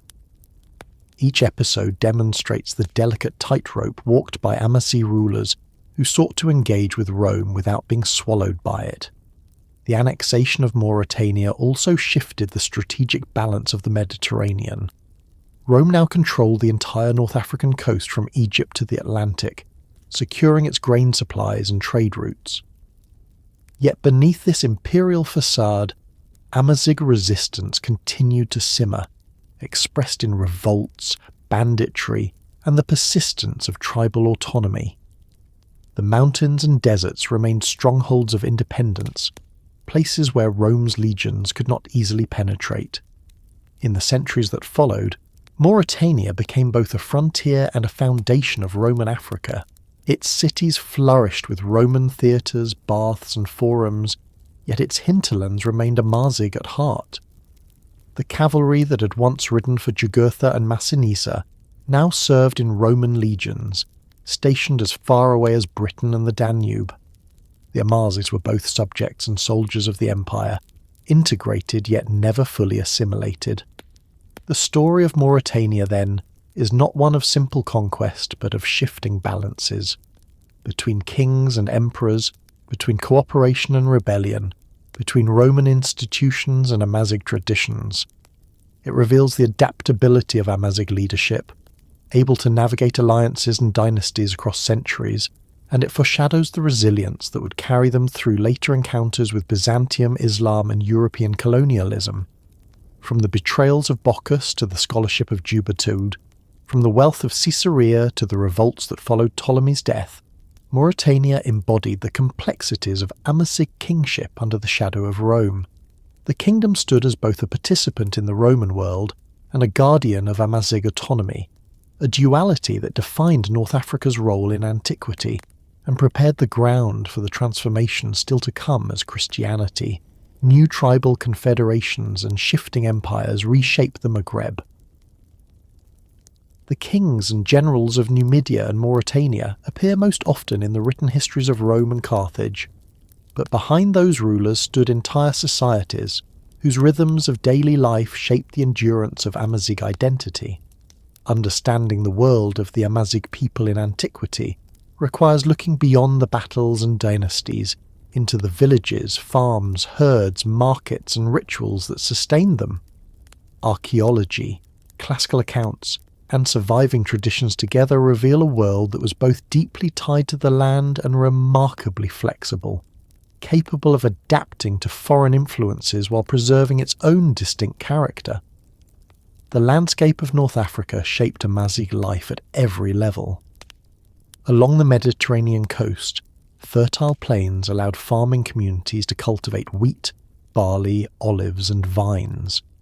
The valleys of modern Algeria and Tunisia in particular became breadbaskets, their surpluses feeding cities from Carthage to Rome. Inland, in the Atlas Mountains and the high plateaus, Amazigh herders raised sheep, goats and cattle, moving seasonally between summer pastures and winter grazing grounds. Further south, In the oases and fringes of the Sahara, communities depended on date palms, small gardens, and caravan trade. This diversity of environments meant that Amazigh life was never uniform. Each region developed its own balance of farming, herding, and trade, yet all shared a core attachment to mobility, land, and community ties. Housing reflected this diversity. In fertile valleys, Amazigh farmers built villages of stone or mud brick houses clustered together, often on elevated ground for defence. Archaeological remains from sites like Tidus or Duga show rectangular houses with courtyards, storage jars, and grinding stones, evidence of a settled lifestyle centred on family units. In the mountains, circular stone huts and fortified hilltop settlements provided protection and visibility. Among pastoralists, tents made of woven goat hair or wool allowed mobility, reflecting the seasonal rhythms of transhumance. These forms of housing were not mutually exclusive. Settled farmers often had relatives who moved with herds, and pastoralists sometimes maintained permanent bases in villages. The Amazigh world was one of flexible strategies, shaped by ecology and necessity. Foodways reveal a similar adaptability. Wheat and barley formed the staple diet, ground into flour and baked into flatbreads, a tradition that continues among Amazigh communities today. Pulses, olives, figs, and grapes supplemented the diet, while herders contributed milk, cheese, and meat. Archaeological evidence of large storage jars and granaries points to communal systems for preserving grain, essential for surviving years of drought or poor harvest. Fishing along the coast and hunting in the interior added variety, and trade brought luxuries such as wine, oil, and imported ceramics. Roman writers noted that the Numidians in particular ate simply, often subsisting on barley porridge and goat's milk, a reflection of their pastoral roots. Yet the presence of imported goods in tombs and settlements shows that elites enjoyed access to more refined diets, blending local produce with Mediterranean luxuries. Social organisation among the Amazigh revolved around kinship. Tribes and clans formed the basic units of identity, each bound by ancestry, land, and mutual obligation. Leadership often rested with chiefs chosen for their military prowess, wealth, or lineage, but authority was balanced by the collective power of elders and councils. This tribal structure provided both resilience and division. It allowed communities to organise quickly for defence or rebellion, but it also made it difficult to sustain unity on a large scale. Foreign empires frequently exploited these divisions, allying with some tribes against others, but the persistence of tribal identity ensured that Amazigh culture endured even when kingdoms rose and fell. Women played significant roles in Amazigh society, both in daily life and in spiritual traditions. Classical writers often remarked on the visibility of Amazigh women, contrasting them with the more secluded roles of women in Greek and Roman society. In agricultural communities, women ground grain, tended gardens, and managed households, while in pastoral groups they maintained tents, cared for children, and participated in weaving and textile production. Their role in rituals is suggested by rock art depictions of women in ceremonial dances and by later accounts of female prophetesses and leaders, the most famous being the figure of the kahina in later centuries. Marriage practices varied, with alliances between clans often sealed through unions, and polygamy was not uncommon among elites who used marriage to consolidate power. Religion was woven into daily life, blending local traditions with influences from Carthage, Egypt, and Rome. At its core, Amazigh spirituality was animistic and ancestral, tied to the land, natural forces, and the spirits of the dead. Sacred groves, springs, and stones served as sites of worship, places where offerings were made to ensure fertility, rain, or protection. Burial customs reveal the importance of ancestors. Tumuli and megalithic tombs dotted the landscape, often reused for generations. The dead were buried with goods such as pottery, weapons, or jewellery, suggesting belief in an afterlife where such items were needed. certain deities became central across Amazigh regions, often syncretized with foreign gods. Baal Hammon, worshipped in Carthage, was widely venerated in Amazigh lands, likely merging with local sky or fertility gods. Tanit, the Punic goddess of motherhood and protection, also spread widely, her symbols appearing on stelae and tombs. Roman accounts mention Saturn as a deity popular in Africa, but this was likely their interpretation of an Amazigh god with similar associations. The persistence of such figures highlights the adaptability of Amazigh religion, absorbing foreign elements while retaining local meaning. Rituals were communal, often involving feasts, dances and sacrifices. Rock art scenes of dancers holding hands in circles suggest collective ceremonies, perhaps linked to fertility or seasonal cycles. Animal sacrifices, especially of cattle, sheep or goats, appear to have been central, offered at tombs, shrines, or sacred places. Divination and prophecy were also important, with certain individuals recognized as seers or mediums who could interpret signs. The Amazigh reputation for prophecy was well known in the Mediterranean.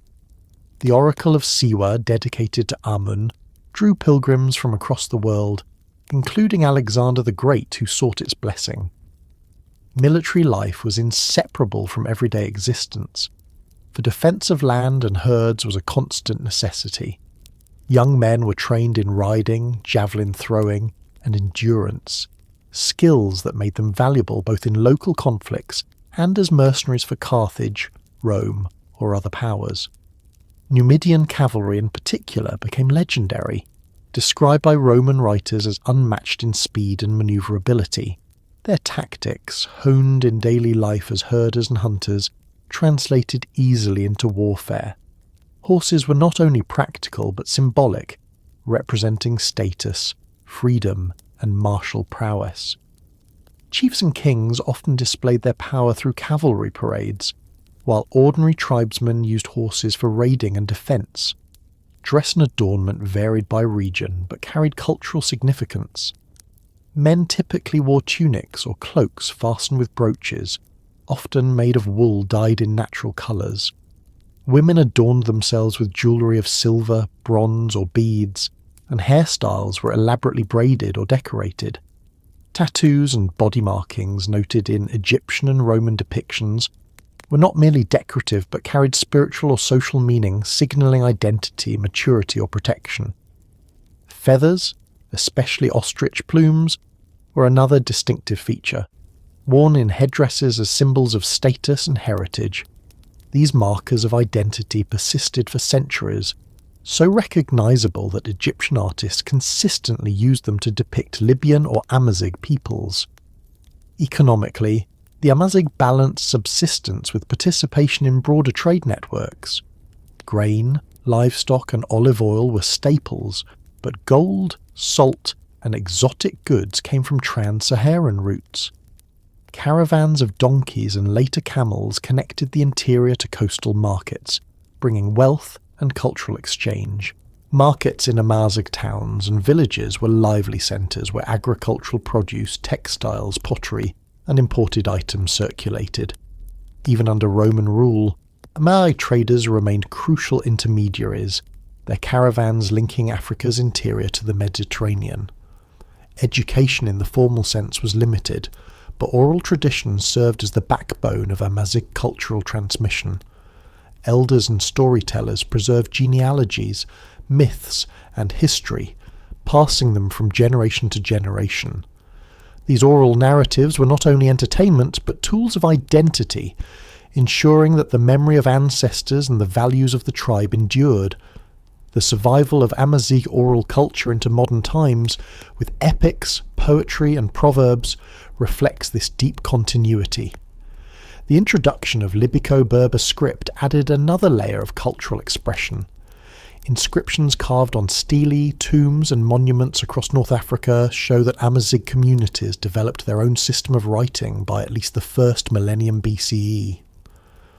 Though influenced by Punic and other alphabets, this script was distinct and adapted to their language.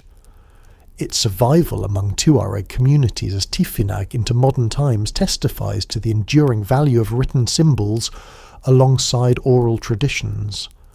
Writing did not replace oral culture, but it supplemented it, anchoring memory in stone and ensuring that Amazigh identity was inscribed into the land itself. The worldview of the Amazigh, reconstructed from these practices, was one of interconnection between people and land, living and dead, tribe and ancestor, visible and invisible forces. Daily life was not separate from belief but infused with it, whether in the tending of herds, the building of homes, the wearing of ornaments, or the telling of stories. This integration gave Amazigh society resilience, allowing it to absorb the shocks of foreign conquest without losing its essence. Rome could build cities and impose governors, but the rhythms of Amazigh life, herding, farming, worship, kinship, continued largely unchanged beneath the surface. The continuity of Amazigh culture is evident in how much of this ancient daily life resonates with practices that survived into the medieval and even modern periods. The same bread, the same tents, the same jewellery, the same oral traditions can still be found among Amazigh communities today. This deep endurance speaks to a civilization that was not defined solely by its kings or wars, but by the steady heartbeat of everyday existence. It was in the fields, homes, and rituals of ordinary Amazigh men and women that identity was preserved and passed forward generation after generation. As Rome extended its reach deeper into Africa, building roads and forts, it encountered not only kingdoms and armies, but this enduring fabric of daily life. The Amazighs could be allies, rebels, or subjects, but they were never simply absorbed. Their beliefs and traditions persisted beneath the veneer of Roman rule, ready to resurface in new forms as the centuries unfolded, shaping the path of North Africa long after the fall of Carthage and the rise of empire. By the first centuries of our era, Rome had established firm control over much of North Africa, transforming Carthage into one of the great cities of the empire and filling the coastal regions with colonies, roads, and military garrisons. Yet beneath the surface of imperial administration, Amazigh traditions remained strong, and as Rome itself changed, so too did its African provinces.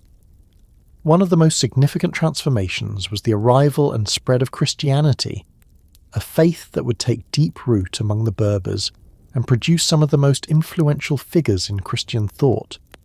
The emergence of Christian Berbers, and especially the towering intellect of Augustine of Hippo, illustrates how North Africa became a crucible where ancient Amazigh identity intersected with the spiritual revolutions of late antiquity.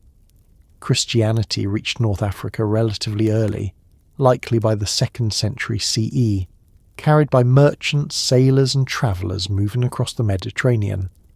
Carthage, as the region's largest city, became an early hub of Christian communities.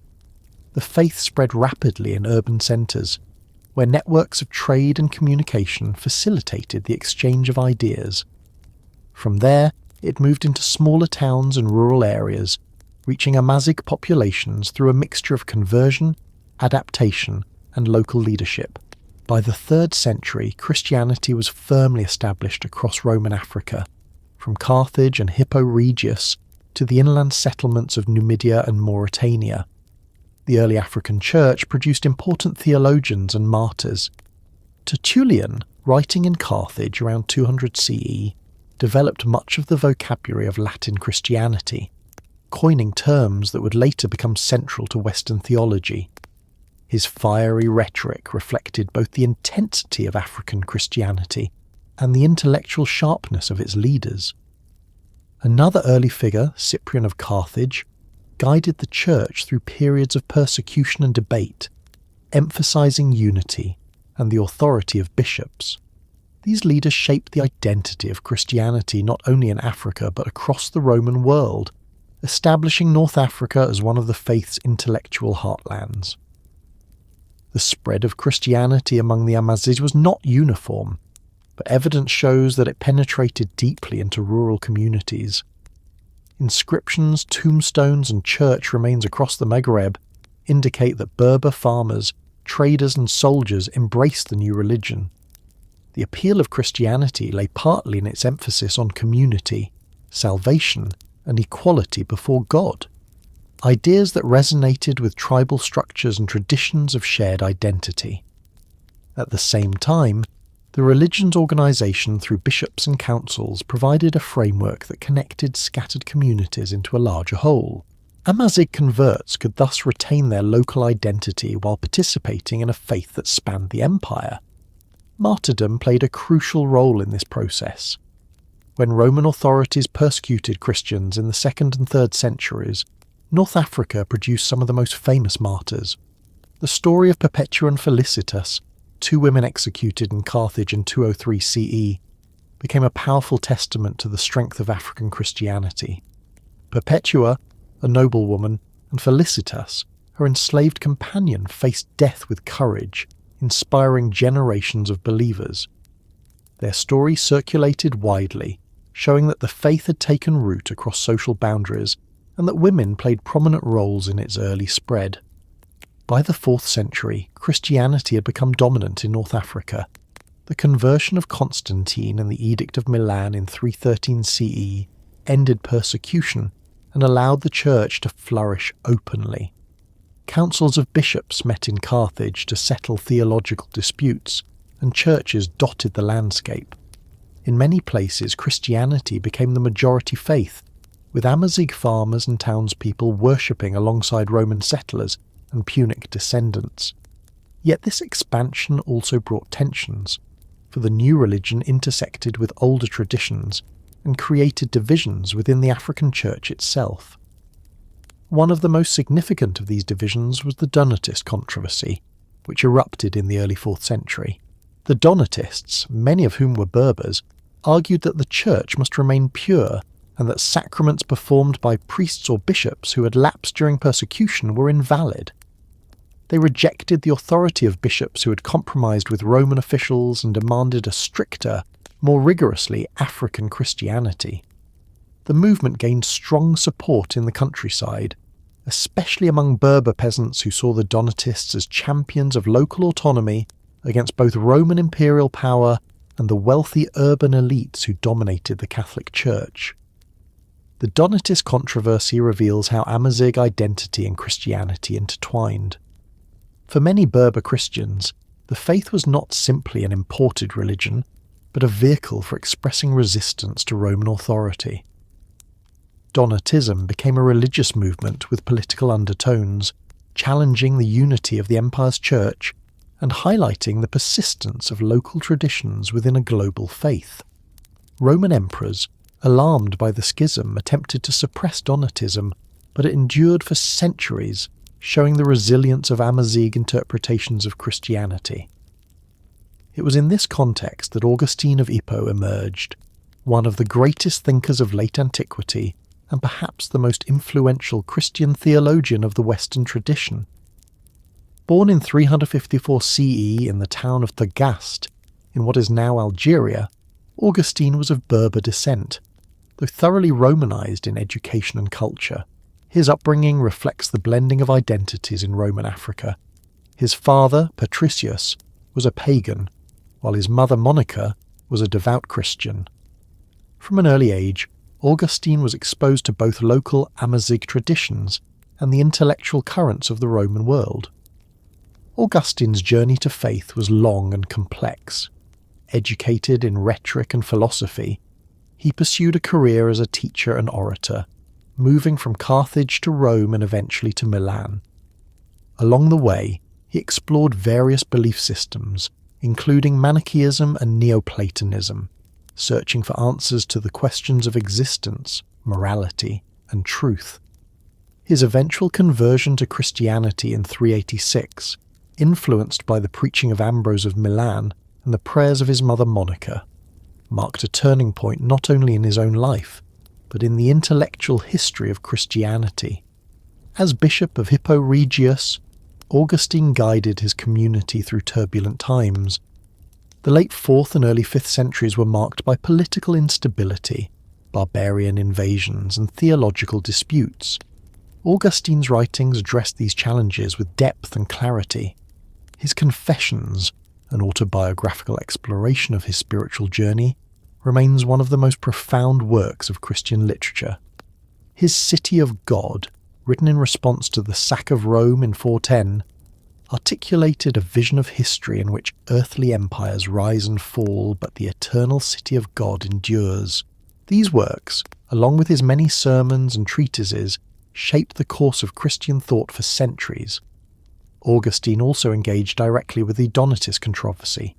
He argued for the unity of the Church and the validity of sacraments regardless of the personal holiness of the clergy. His position aligned with the Catholic Church and the Roman state, placing him in opposition to many Berber Christians who supported Donatism. Yet even in disagreement, Augustine's thought was deeply rooted in the African context.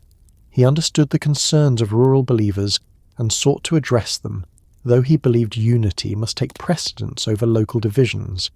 His role in this conflict illustrates how the Amazigh world was not only a recipient of Christianity, but an active participant in shaping its development.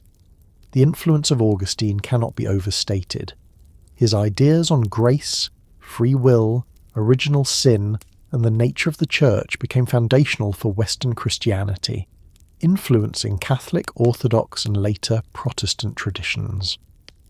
That such a towering figure emerged from the Amazigh world underscores the importance of North Africa in the history of the faith.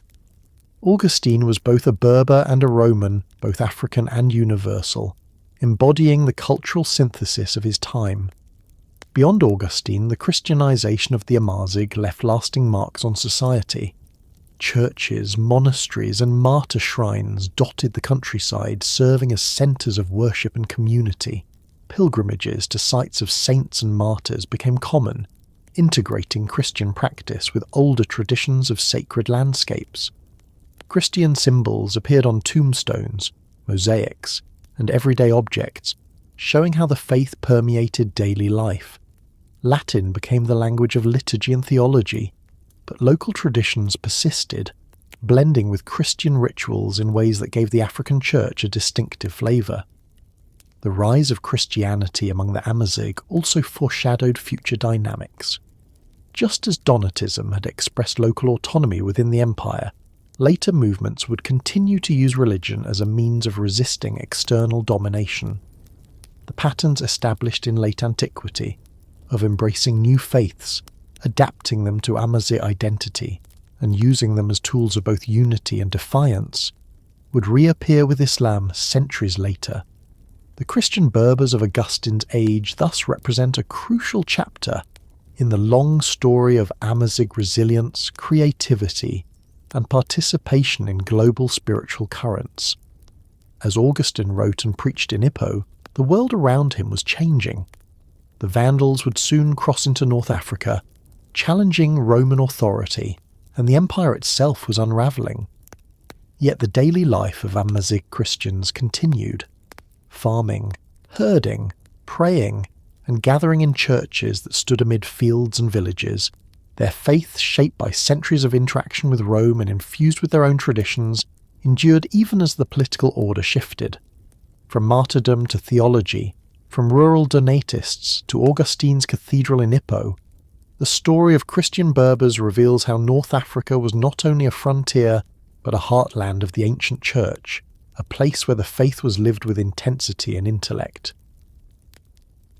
When the armies of the early caliphate began moving westward in the 7th century, they entered a North Africa already layered with histories of Carthage, Rome, Vandal kingdoms, and Byzantine administration.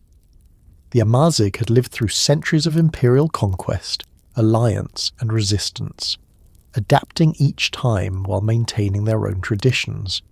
Christianity was deeply established in towns and villages, blending with older customs, and Byzantine forts dotted the coastline.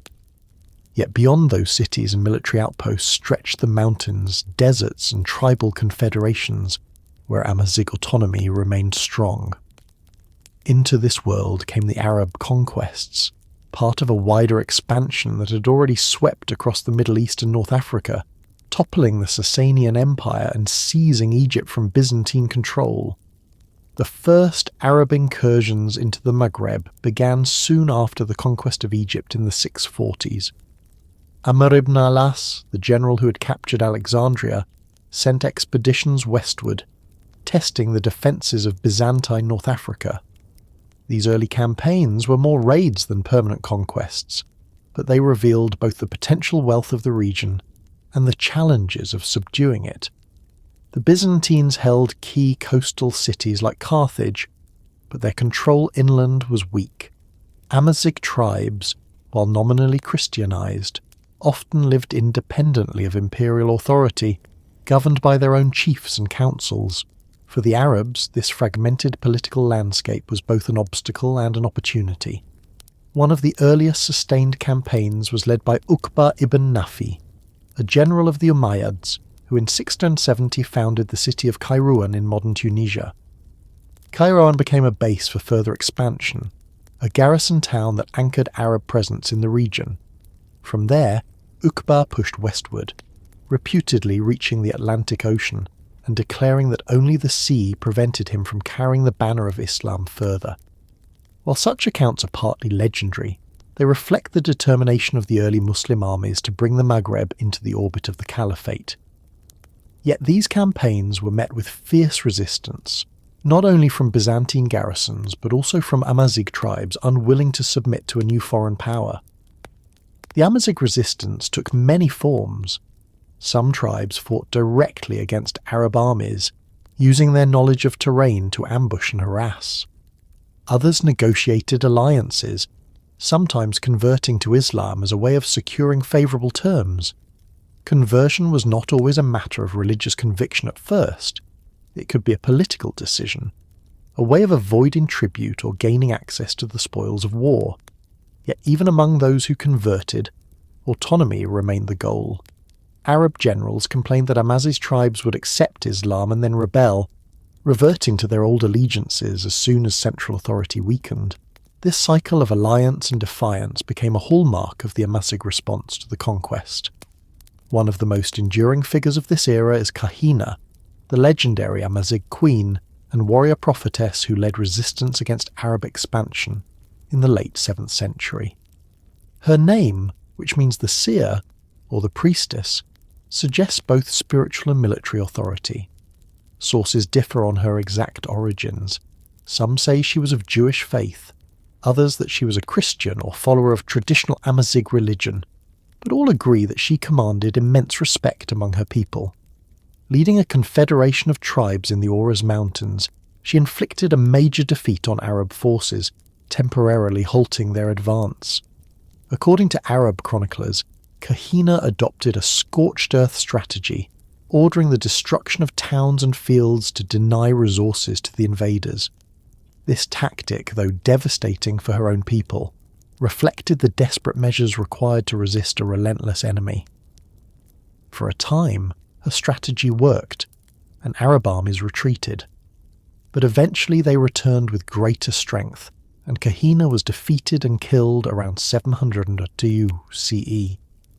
Her legend, however, endured. Among Amazigh communities she became a symbol of defiance, a warrior queen who stood against overwhelming odds. Even in defeat, her story reinforced the memory of Amazigh resistance to foreign domination. The conquest did not end with her death, but neither did Amazigh independence vanish. Arab forces eventually captured Carthage in 698, ending Byzantine rule in North Africa. With the fall of Carthage, the last major bastion of imperial control was removed, and the region entered a new era. Yet the conquest was incomplete in practice. While Arab governors established authority in cities and along key routes, vast areas of the Maghreb remained under the control of tribal confederations. These groups often paid tribute or acknowledged nominal allegiance to the Caliphate, but their day-to-day lives continued under Amazigh leadership. The incorporation of Amazigh peoples into the Islamic world was therefore gradual and uneven. Some tribes embraced Islam quickly, adopting Arabic as a language of religion and governance.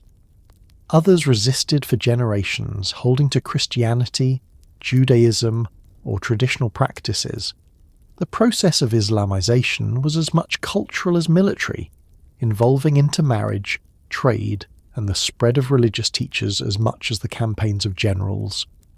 Over time, however, Islam offered a unifying framework that transcended tribal divisions, allowing Amazigh identity to persist within a new religious and political context.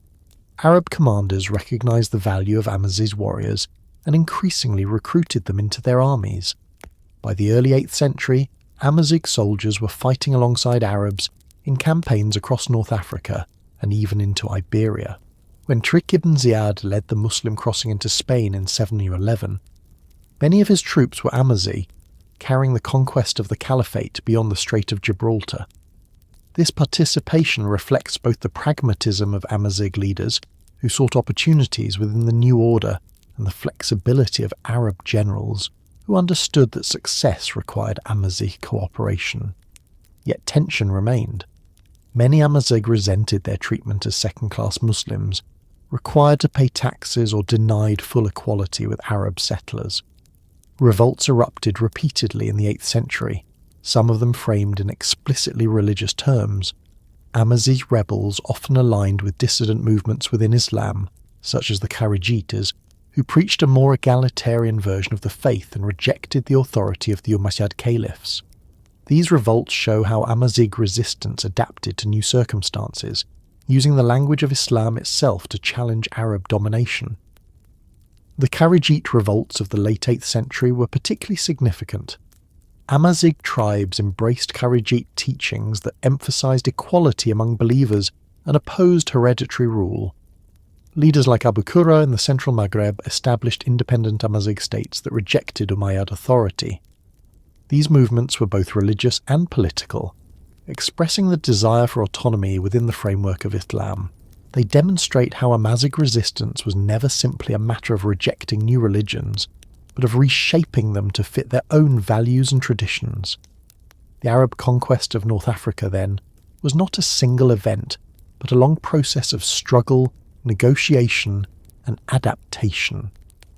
The Amazigh resisted fiercely, produced legendary leaders like Kahina, and endured cycles of rebellion and accommodation. Over time, Islam became part of Amazigh identity, but always in a form that reflected local traditions and aspirations. The conquest integrated the Maghreb into the wider Islamic world, linking it to Damascus, Baghdad, and beyond, yet it also reinforced the distinctiveness of the Amazigh as a people who could never be fully subdued. In the centuries that followed, Amazigh dynasties would rise within the Islamic world, building empires that stretched across North Africa, Spain, and the Sahara. The memory of their resistance during the initial conquest shaped their self-image, reminding them that they had entered the Islamic era not as passive subjects but as active participants, sometimes rebels, sometimes allies, always with a voice of their own. From the deserts where Uqba ibn Nafi rode to the mountains where Kahina fought, the Arab conquest left a legacy of both submission and defiance, a duality that defined Amazigh history in the early Islamic age. Among the figures who stand tallest in the memory of the Amazigh, none commands the same mixture of awe, respect, and fascination as Kahina, the warrior queen of the Oris. Her story is shrouded in the mixture of history and legend that often surrounds great leaders, but the persistence of her name across centuries of chronicles, folk tales, and modern identity movements shows that she embodied something larger than a single lifetime. She represented the determination of the Amazigh to hold their land, their culture, and their independence against the immense forces pressing upon them. In the age of Arab expansion, when the Caliphate swept westward with armies hardened by conquest, Kahina became the living expression of resistance, a queen, prophetess, and general whose defiance would echo long after her fall. Her origins are debated. Some Arab chroniclers call her Diya, daughter of a chieftain of the Jeroa tribe in the Ore Mountains, while others give her the title Al-Kahina, the seer, or the priestess, emphasizing her reputation for prophecy.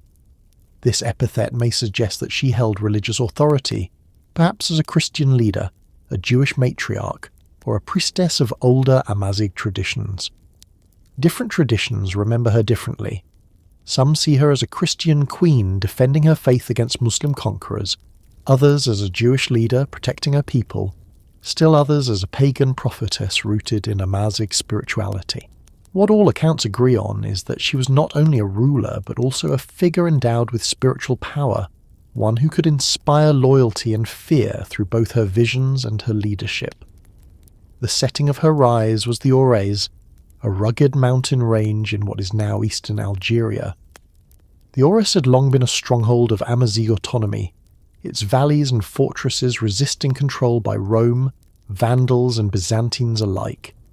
Its people were used to defending their independence, and their chiefs could rally fighters at short notice. Into this landscape of resilience came the challenge of the Arab armies, advancing from Kairouan and pressing westward.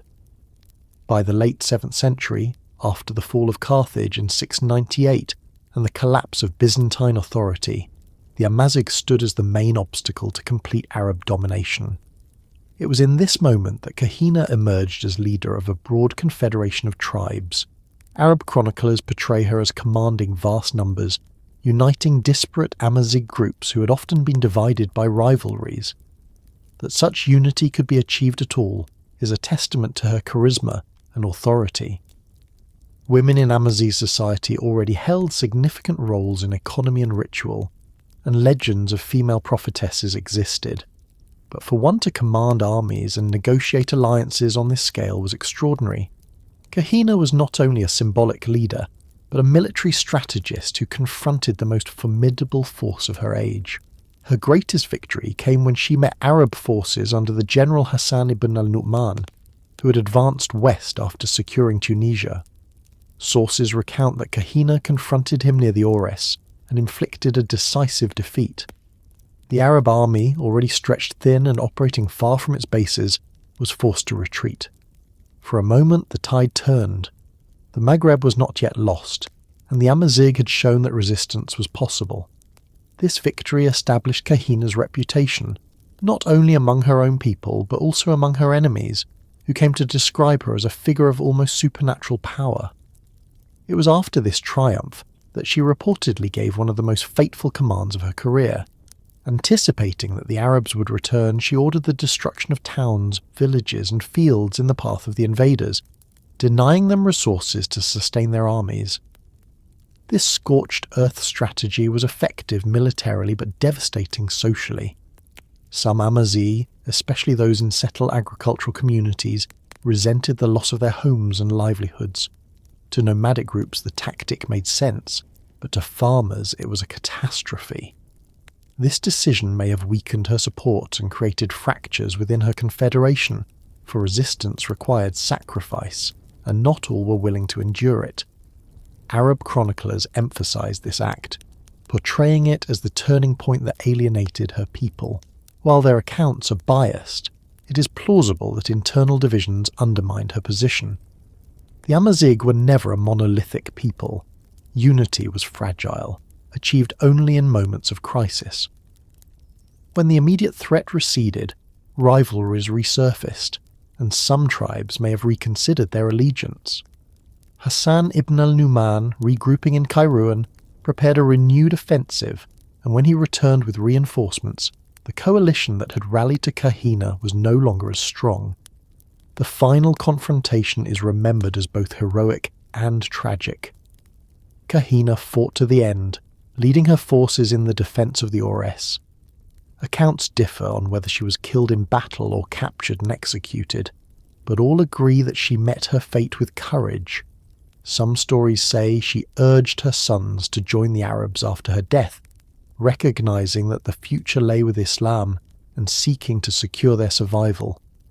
Whether this detail is historical or legendary, it reflects the complexity of her legacy, resistance unto death, but also the pragmatic acceptance that her people would have to find a place within the new order. Kahina's death did not mark the end of Amazigh resistance, but it symbolized the close of an era. Her figure, however, did not fade. Arab chroniclers, though her enemies, preserved her story with a mixture of respect and fear. acknowledging her as a formidable opponent. Amazigh oral tradition kept her memory alive as a warrior queen who defended her land. Later generations, both medieval and modern, would reinterpret her in new ways, as a Christian martyr, a Jewish heroine, a pagan priestess, or a proto-nationalist leader of Amazigh identity. Each version reflects the adaptability of her legend to the needs of different times. Her story also reveals the enduring Amazigh struggle for autonomy. Kahina embodied the refusal to submit to foreign domination, a refusal that had characterized Amazigh responses to Egyptians, Carthaginians, Romans, Byzantines, and now Arabs. Her defeat did not erase this spirit. Rather, it became part of the cycle of resistance and accommodation that defined Amazigh history. Even as Islam spread and Amazigh tribes converted, the memory of Kahina served as a reminder that their entry into the Islamic world had been fought, not simply accepted. The duality of her legacy is striking. On one hand, she is remembered as the last great defender of an independent pre-Islamic Amazigh world, a symbol of cultural survival. On the other, her death opened the path for Amazigh integration into the Islamic order, an integration that would eventually allow them to rise as dynasties and empires within that world. In this sense, Kahina stands at a crossroads, the end of one age and the beginning of another, her defiance both a closure and a foundation. The stories told about her emphasize not only her military power but also her prophetic gifts. She was believed to foresee the future, to guide her people not only with strategy but with vision. Whether or not this was true, the belief itself mattered, for it gave her authority in a culture where prophecy and seership were respected. She was not just a queen or general, but a spiritual leader whose insight extended beyond the immediate battle. This blending of the sacred and the martial is part of what made her so enduring in memory. In later centuries, Kahina's story was retold by Amazigh communities facing new challenges, whether under Arab dynasties, French colonial rule, or modern struggles for cultural recognition. Each time, she was invoked as a symbol of resistance, autonomy, and identity. That her figure could be reshaped in so many ways reflects the flexibility of Amazigh memory, which preserved her essence even as details shifted. She was not bound to one religion, one tribe, or one moment, but became a timeless icon of defiance. The Amazigh who fought under her banner may have lost the war, but they did not lose themselves. Many converted to Islam in the generations that followed, but they did so as Amazigh, carrying forward their language, traditions, and sense of independence. Kahina's struggle laid the groundwork for this transition, showing that even in defeat, the Amazigh could shape their destiny.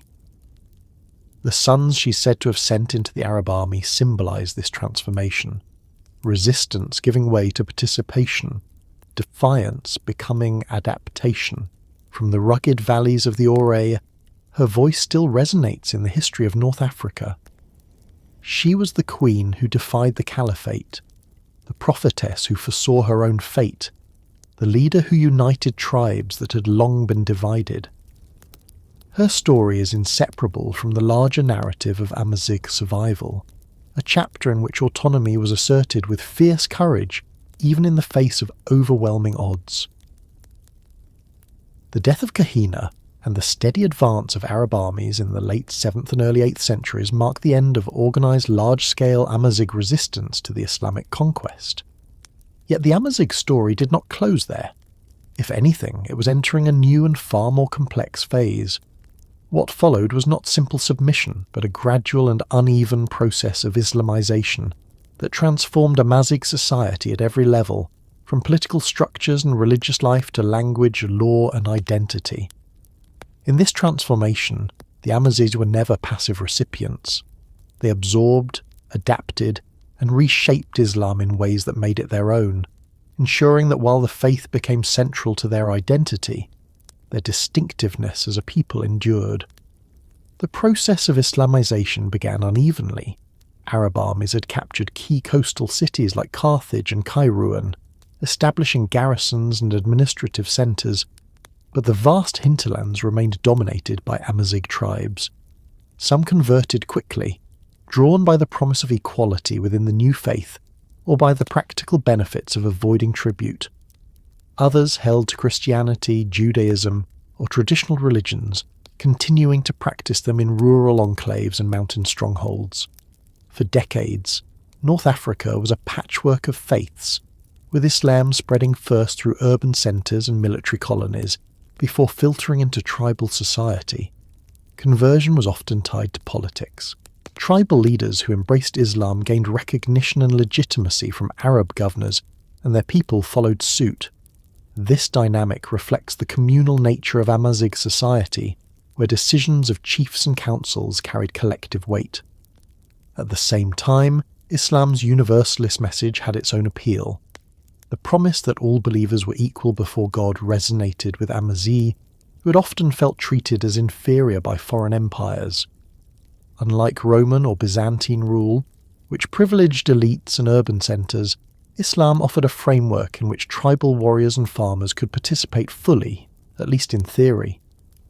Yet in practice, the relationship between Arabs and Amazigh was fraught. Many Arab governors treated Amazigh converts as second-class Muslims, demanding taxes or denying them equal rights. This inequality fueled resentment and sparked repeated revolts.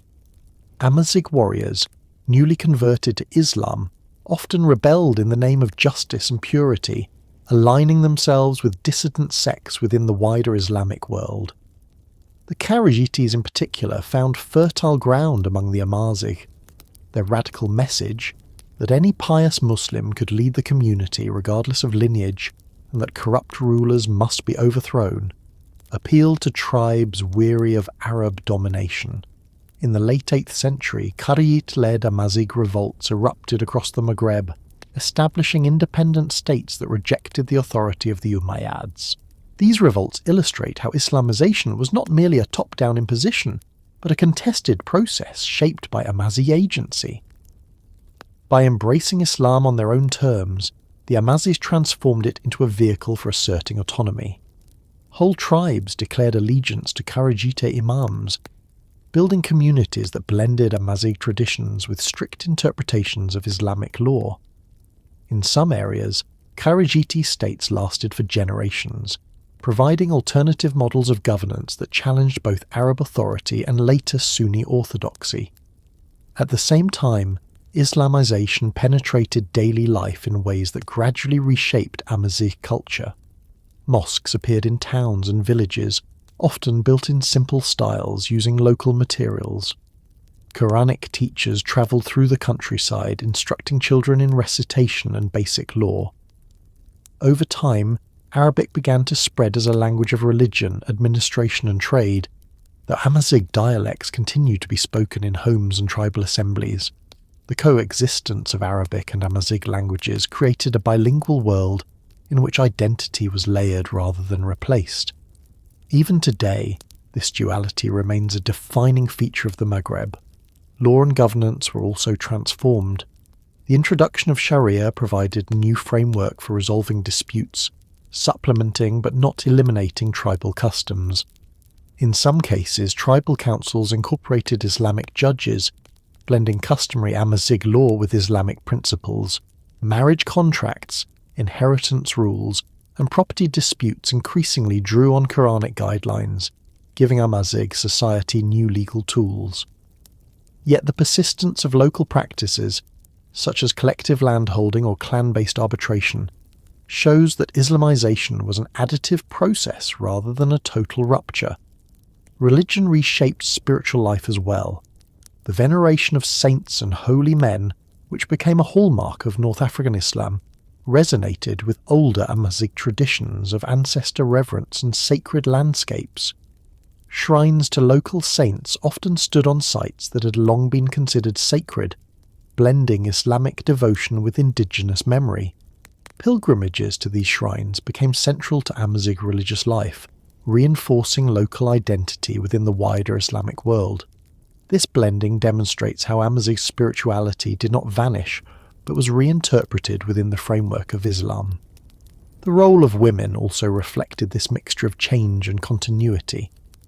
Islamic law codified certain rights, such as inheritance shares, but also imposed restrictions that had not always existed in Amazigh society. Where women could hold visible roles as leaders and prophetesses, yet women continued to play crucial roles in family, ritual, and community life, often preserving oral traditions and serving as custodians of culture. In some cases, women became revered as saints themselves, their shrines drawing pilgrims and reinforcing their spiritual authority within Islamic frameworks. Economically, the Islamization of Amazigh society connected North Africa more fully to global trade networks.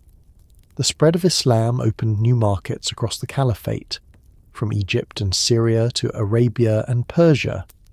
Amazigh traders carried goods across the Sahara, expanding routes that had existed for centuries but now operated under the umbrella of the Islamic world. Gold from West Africa, salt from the desert, and slaves from the Sahel flowed northward, while textiles, books, and manufactured goods moved south. This integration strengthened Amazigh's communities that controlled key caravan routes, making them central players in the Islamic economy. The incorporation of the Amazigh into Islamic armies further transformed their society. Arab generals relied heavily on Amazigh soldiers to expand and defend the frontiers of the Caliphate. Amazigh warriors fought in campaigns not only in North Africa, but also in Iberia, where they formed the backbone of the armies that crossed the Strait of Gibraltar in 711. Their participation was not merely auxiliary. Leaders like Tariq ibn Ziyad, himself of Amazigh origin, commanded entire armies and achieved conquests that reshaped the history of Europe. The fact that an Amazigh general could lead the charge into Spain illustrates how fully the Amazigh had become integrated into the Islamic military machine within just a few generations of conquest. Yet this integration did not mean assimilation. The Amazigh continued to assert their independence, often breaking away from distant caliphal authority to form their own dynasties. In the centuries following the initial conquests, Amazigh-led states such as the Rustamids, Idrisids, Almoravids, and Almohads would emerge, each blending Islam with Amazigh political traditions. These dynasties show that Islamization did not erase Amazigh identity, but provided new frameworks for its expression on a larger scale. The transformation of Amazigh society under Islam was thus multidimensional. Politically, tribes shifted from resisting Arab armies to creating their own Islamic states. Religiously, they moved from ancestral cults and Christianity to Islam, but in ways that retained older patterns of sacred geography and communal ritual. Linguistically, Arabic spread widely, but Amazigh dialects persisted, ensuring a dual identity. Economically, integration into Islamic trade expanded wealth and influence, especially through trans-Saharan commerce. Militarily, Amazigh warriors became both the defenders of the Maghreb and the conquerors of new lands in Iberia. The unevenness of this transformation is key. Some regions Islamized rapidly, others slowly. Some tribes embraced orthodox Sunni Islam, others gravitated to heterodox sects. Some elites integrated with Arab rulers, others remained fiercely independent. This diversity reflects the flexibility of Amazigh society, which absorbed new religions and empires without losing its sense of self. Islam became Amazigh, just as Amazigh's identity became Islamic, but the two were never simply identical. By the 9th century, the Maghreb was no longer a frontier of Islam but a heartland of its own. Mosques stood in cities and villages, scholars debated law and theology, caravans carried goods and ideas across deserts, and dynasties rose that would project Amazigh power across continents. The transformation was complete in one sense, but ongoing in another, for Islamization was not a single event, but a continuous process of adaptation. It was the foundation upon which the next great Amazigh empires would rise, drawing strength from both their tribal traditions and their place within the Islamic world. By the 11th century, the Amazigh world had already passed through centuries of transformation under Islam. The early conquests had given way to revolts, sectarian movements, and the rise of local dynasties that asserted autonomy from distant caliphs. Trade routes across the Sahara were now fully integrated into the economy of the Islamic world, carrying gold, salt and slaves northward, while Islamic scholarship, textiles, and manufactured goods travelled south. In this environment of shifting politics and expanding commerce, new forces began to emerge from the desert, forces that would reshape not only North Africa but also Spain and parts of West Africa. Among them, none was more transformative than the Almoravids, a confederation of Amazigh tribes who forged a religious and political empire stretching from Senegal to the Ebro River. The origins of the Almoravid movement lay deep in the Sahara, among the Sanhaja, one of the major Amazigh tribal groups. The Sanhaja Confederation controlled vast stretches of the desert, their camel caravans moving between oases and carrying the wealth of West Africa toward North Africa and the Mediterranean. Their strategic position made them powerful, but their society remained decentralized, bound by kinship and local chiefs. It was within this confederation that a reform movement arose, blending tribal traditions with Islamic rigor, giving birth to the Almoravid identity. The spark came from a religious scholar, Abdallah ibn Yasin, who began teaching among the Sanhaja tribes in the mid-11th century. A theologian trained in Islamic law, he preached a strict interpretation of Islam, calling for purification of practices he saw as corrupted by local customs. His emphasis on discipline, prayer, and unity resonated with certain leaders of the Sanhaja, who saw in his teachings a way to strengthen tribal solidarity and expand their influence. Ibn Yasin became not just a preacher but a guide for a new movement that merged religion with tribal politics. The name Almoravid comes from Almorabitun, meaning those who live in rabats, fortified religious communities or monasteries. The early Almoravids embodied this idea, living in disciplined settlements that combined military training with religious devotion. They sought to reform not only their own people, but the broader Muslim community, purging un-Islamic practices and enforcing unity under their interpretation of the faith. This zeal, combined with the military strength of the Sanhaja tribes, created a formidable movement that began to spread across the Sahara. Under Ibn Yasin's leadership, the Almoravids launched campaigns to unify the Sanhaja and impose religious discipline. Those who resisted were confronted militarily, and within a few years, vast areas of the desert were brought under their authority. Ibn Yasin's role as both preacher and commander gave the movement cohesion, and the Sanhaja tribes, once fragmented, began to act as a single force. The desert, which had often been a place of division, now became the cradle of a rising empire. The Almoravids' expansion was not limited to the desert. Their control of trans-Saharan trade routes gave them immense resources, which they used to extend their influence northward into the Maghreb. Cities like Sijil Masa and Odagost, vital nodes in the gold and salt trade, came under their control, providing wealth and legitimacy. With economic power secured, they pushed further into Morocco, challenging rival Amazigh groups and urban elites. Marrakesh, founded by the Almoravids in 1070, became their capital, a new city that symbolized their transformation from desert tribes to imperial rulers. The rise of Marrakesh was emblematic of the Almoravid achievement. Built at the foot of the Atlas Mountains, it became a center of administration, trade, and religious authority. Its mosques, markets, and palaces reflected both Amazigh traditions and Islamic architectural forms, blending desert pragmatism with urban grandeur. The Kutubiyya Mosque, built under Almoravid rule, stands as a testament to their architectural and spiritual ambition. From Marrakesh, they projected power across the Maghreb and beyond, transforming themselves from tribal reformers into emperors of a vast domain. Their expansion coincided with a moment of crisis in Al-Andalus Muslim Spain. The Taifa kingdoms, fragmented successor states of the once mighty Umayyad Caliphate of Cordoba, were under severe pressure from Christian kingdoms advancing from the north. When Alfonso VI of Castile captured Toledo in 1085, the Muslim rulers of Spain appealed for aid. The Almoravids, newly established in Morocco, answered the call. Yusuf ibn Tashfin, the Almoravid leader who succeeded Ibn Yasin after his death, crossed the Strait of Gibraltar with his armies and confronted the Christian advance.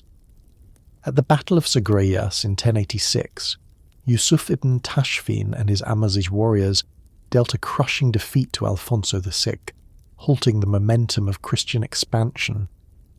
The victory established the Almoravids as defenders of Islam in the Western Mediterranean and gave them a reputation that extended across the Islamic world.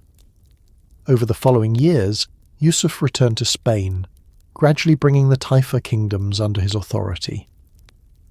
By 1090, much of Al-Andalus had been annexed into the Almoravid Empire, linking Spain and North Africa under a single Amazigh dynasty.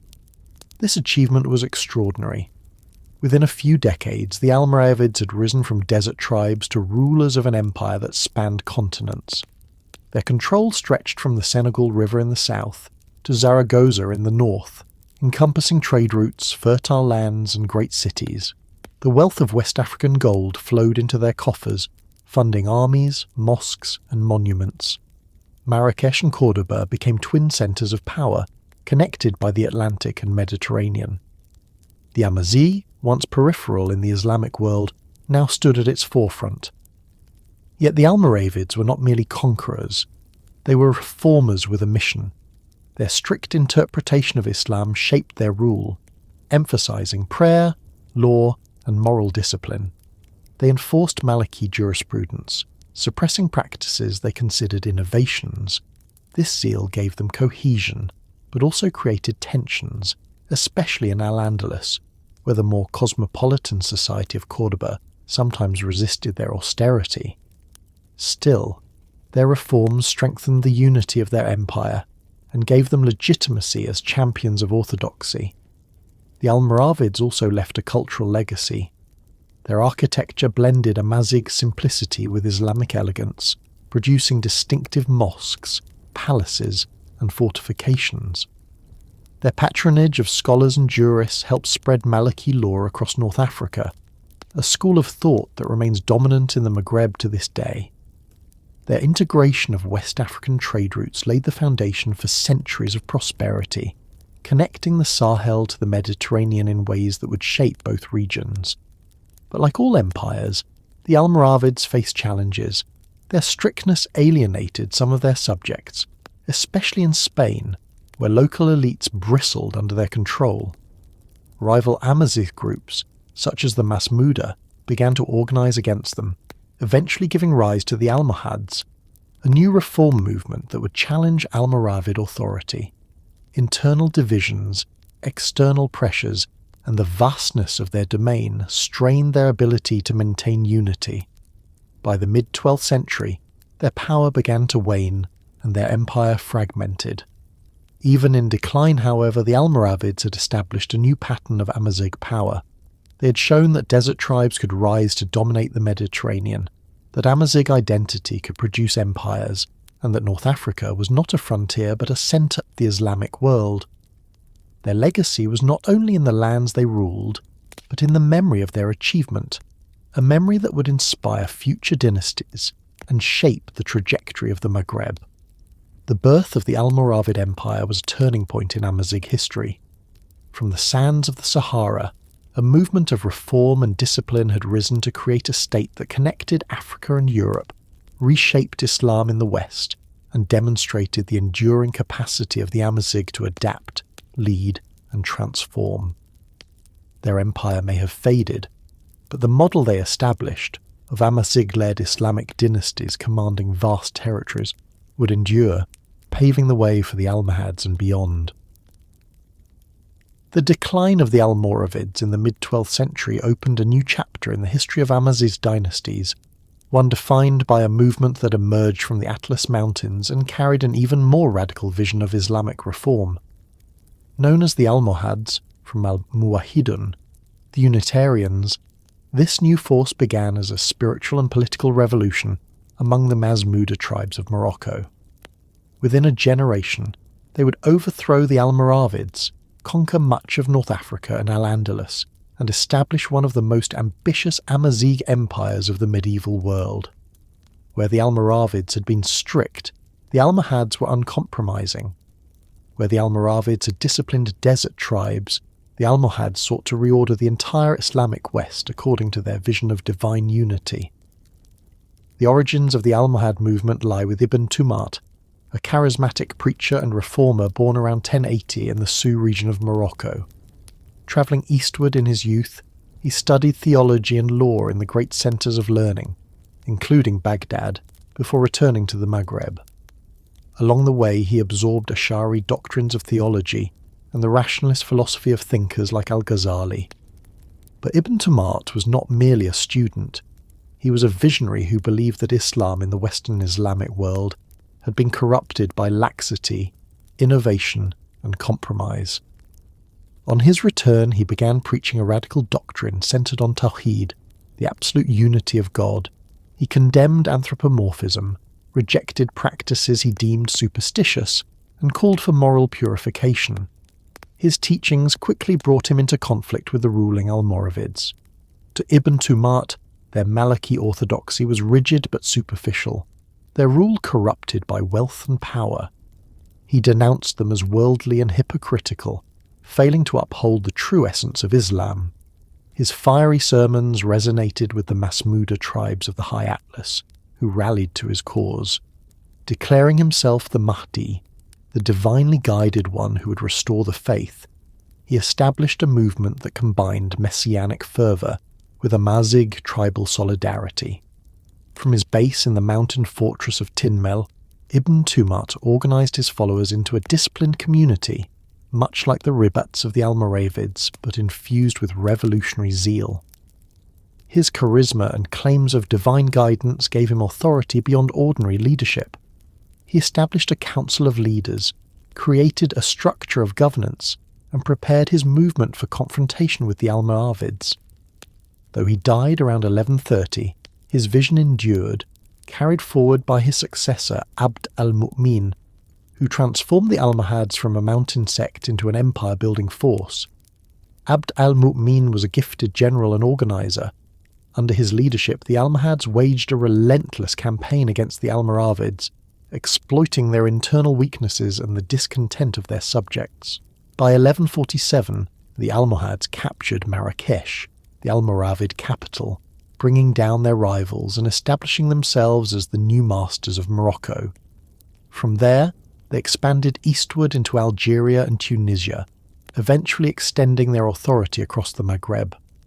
Their armies also crossed into Spain, where they challenged Christian kingdoms and sought to restore Muslim power in Al-Andalus. The Almohads distinguished themselves from their predecessors not only in doctrine but also in governance. They built a centralized state that sought to enforce their theological vision. While the Almoravids had tolerated a degree of diversity within Islamic practice, the Almohads imposed uniformity, suppressing sects and enforcing conformity to their doctrine of divine unity. They were hostile to both Christian and Jewish communities, demanding conversion or expulsion in ways more severe than previous dynasties. At the same time, they promoted intellectual life, sponsoring philosophers, jurists, and scientists who engaged with both Islamic and classical traditions.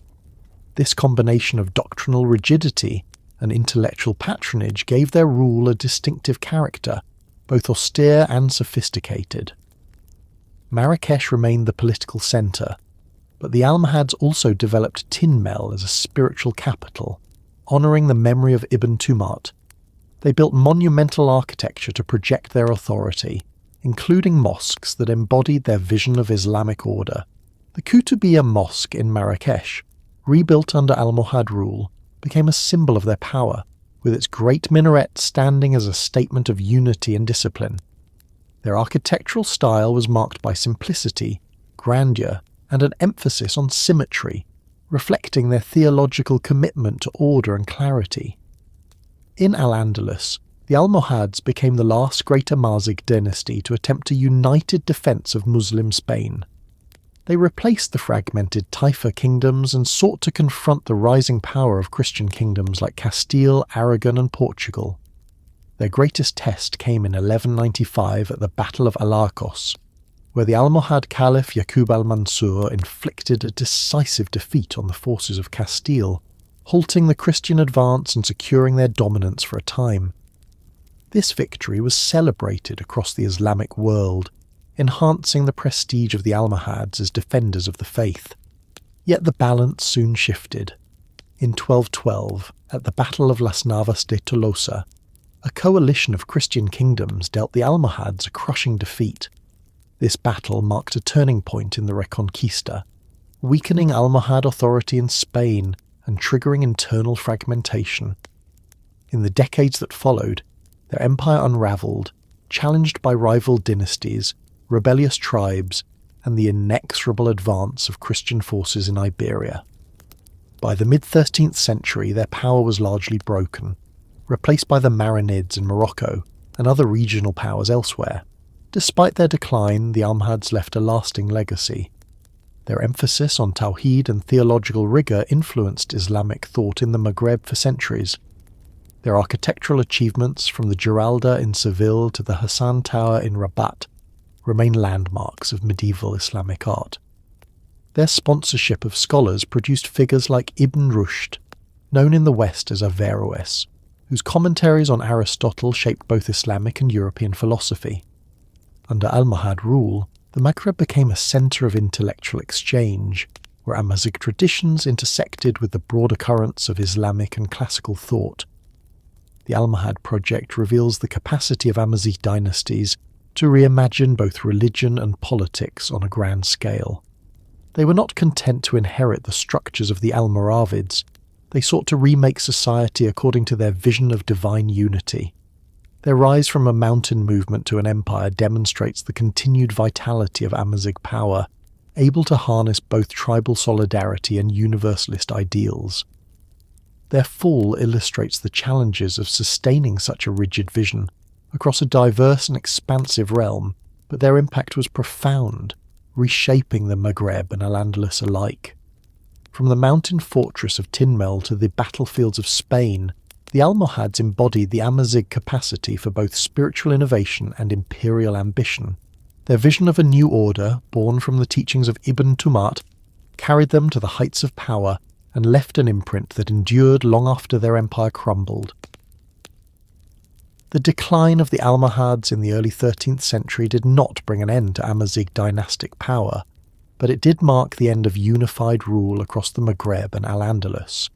In their place arose a constellation of successor states, each rooted in different Amazigh tribal confederations, each claiming legitimacy in the wake of the fallen empire. Among these, the Marinids in Morocco and the Hafsids in Ifriqiya, modern Tunisia, and parts of eastern Algeria and western Libya became the most prominent. Alongside them stood the Zayanids of Tlemcen in central Algeria. Together they illustrate the fragmentation of Amazigh authority after the Almohads, but also the persistence of Amazigh dynasties as central players in North African politics.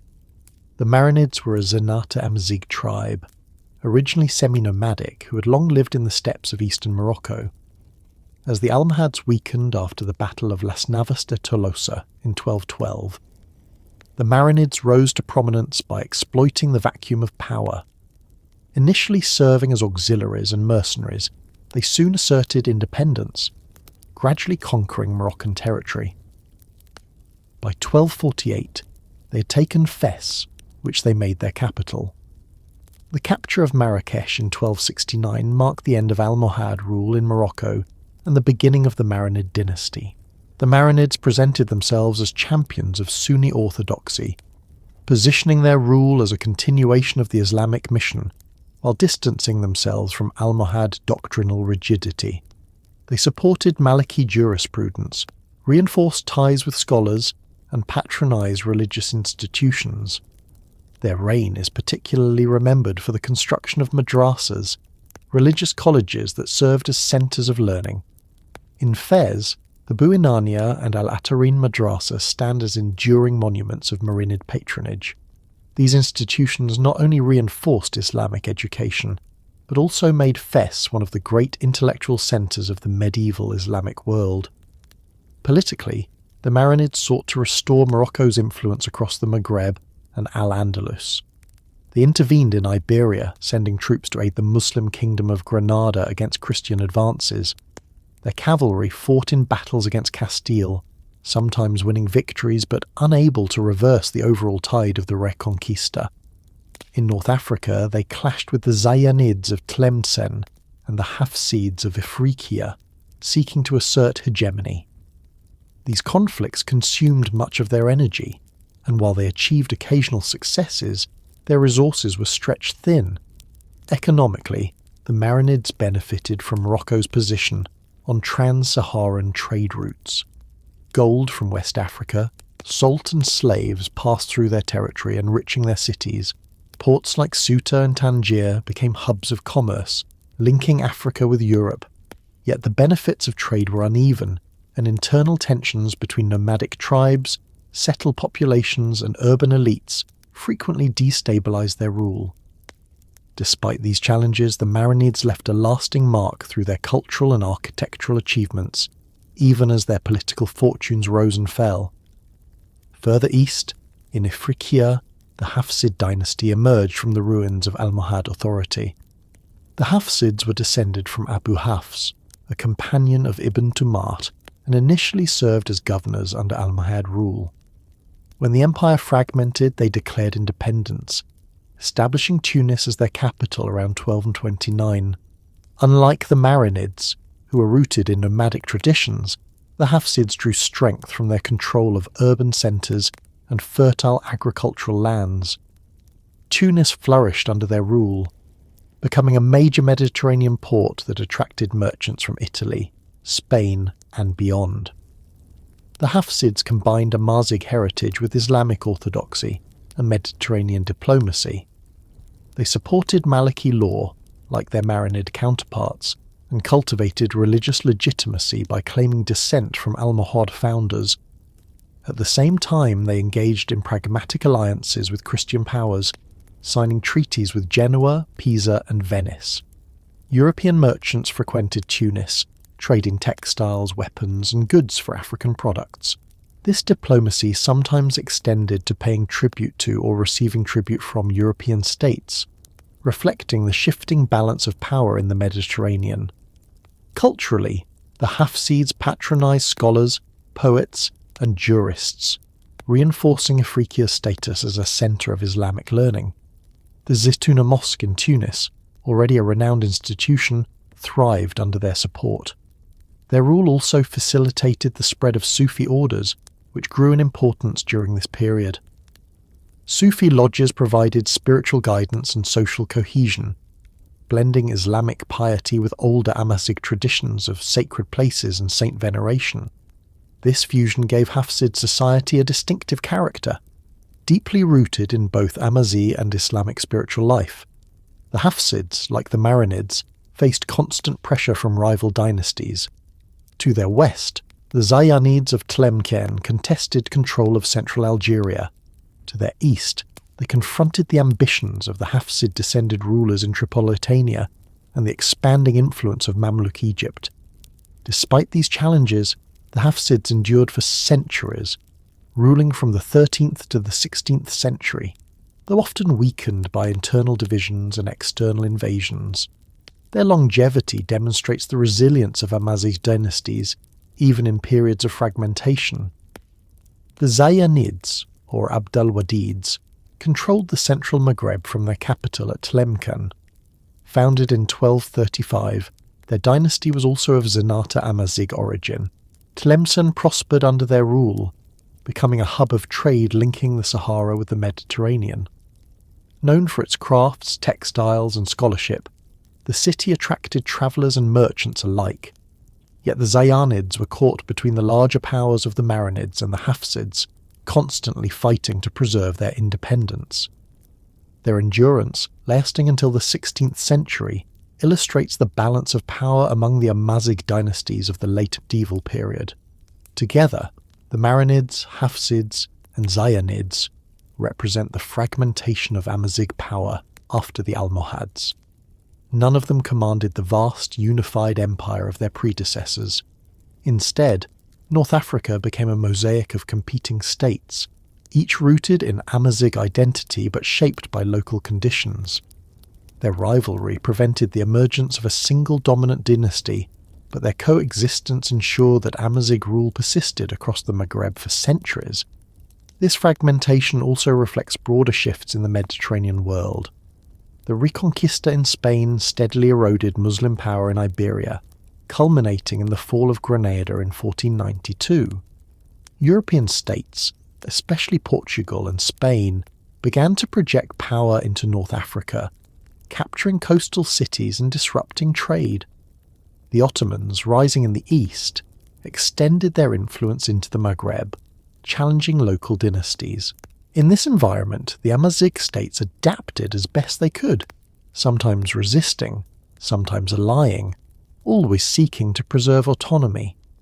Despite political instability, the cultural contributions of these dynasties were significant. The Marinid madrasas of Fes, the Hafsid patronage of learning in Tunis, the artistic achievements of Tlemcen, all testify to a flourishing intellectual and artistic life. Sufism spread widely, embedding itself in Amazigh society and shaping religious practice for centuries to come. The fusion of Amazigh traditions with Islamic scholarship created a distinctive Maghrebi identity, one that would endure even as dynasties fell and new powers arose.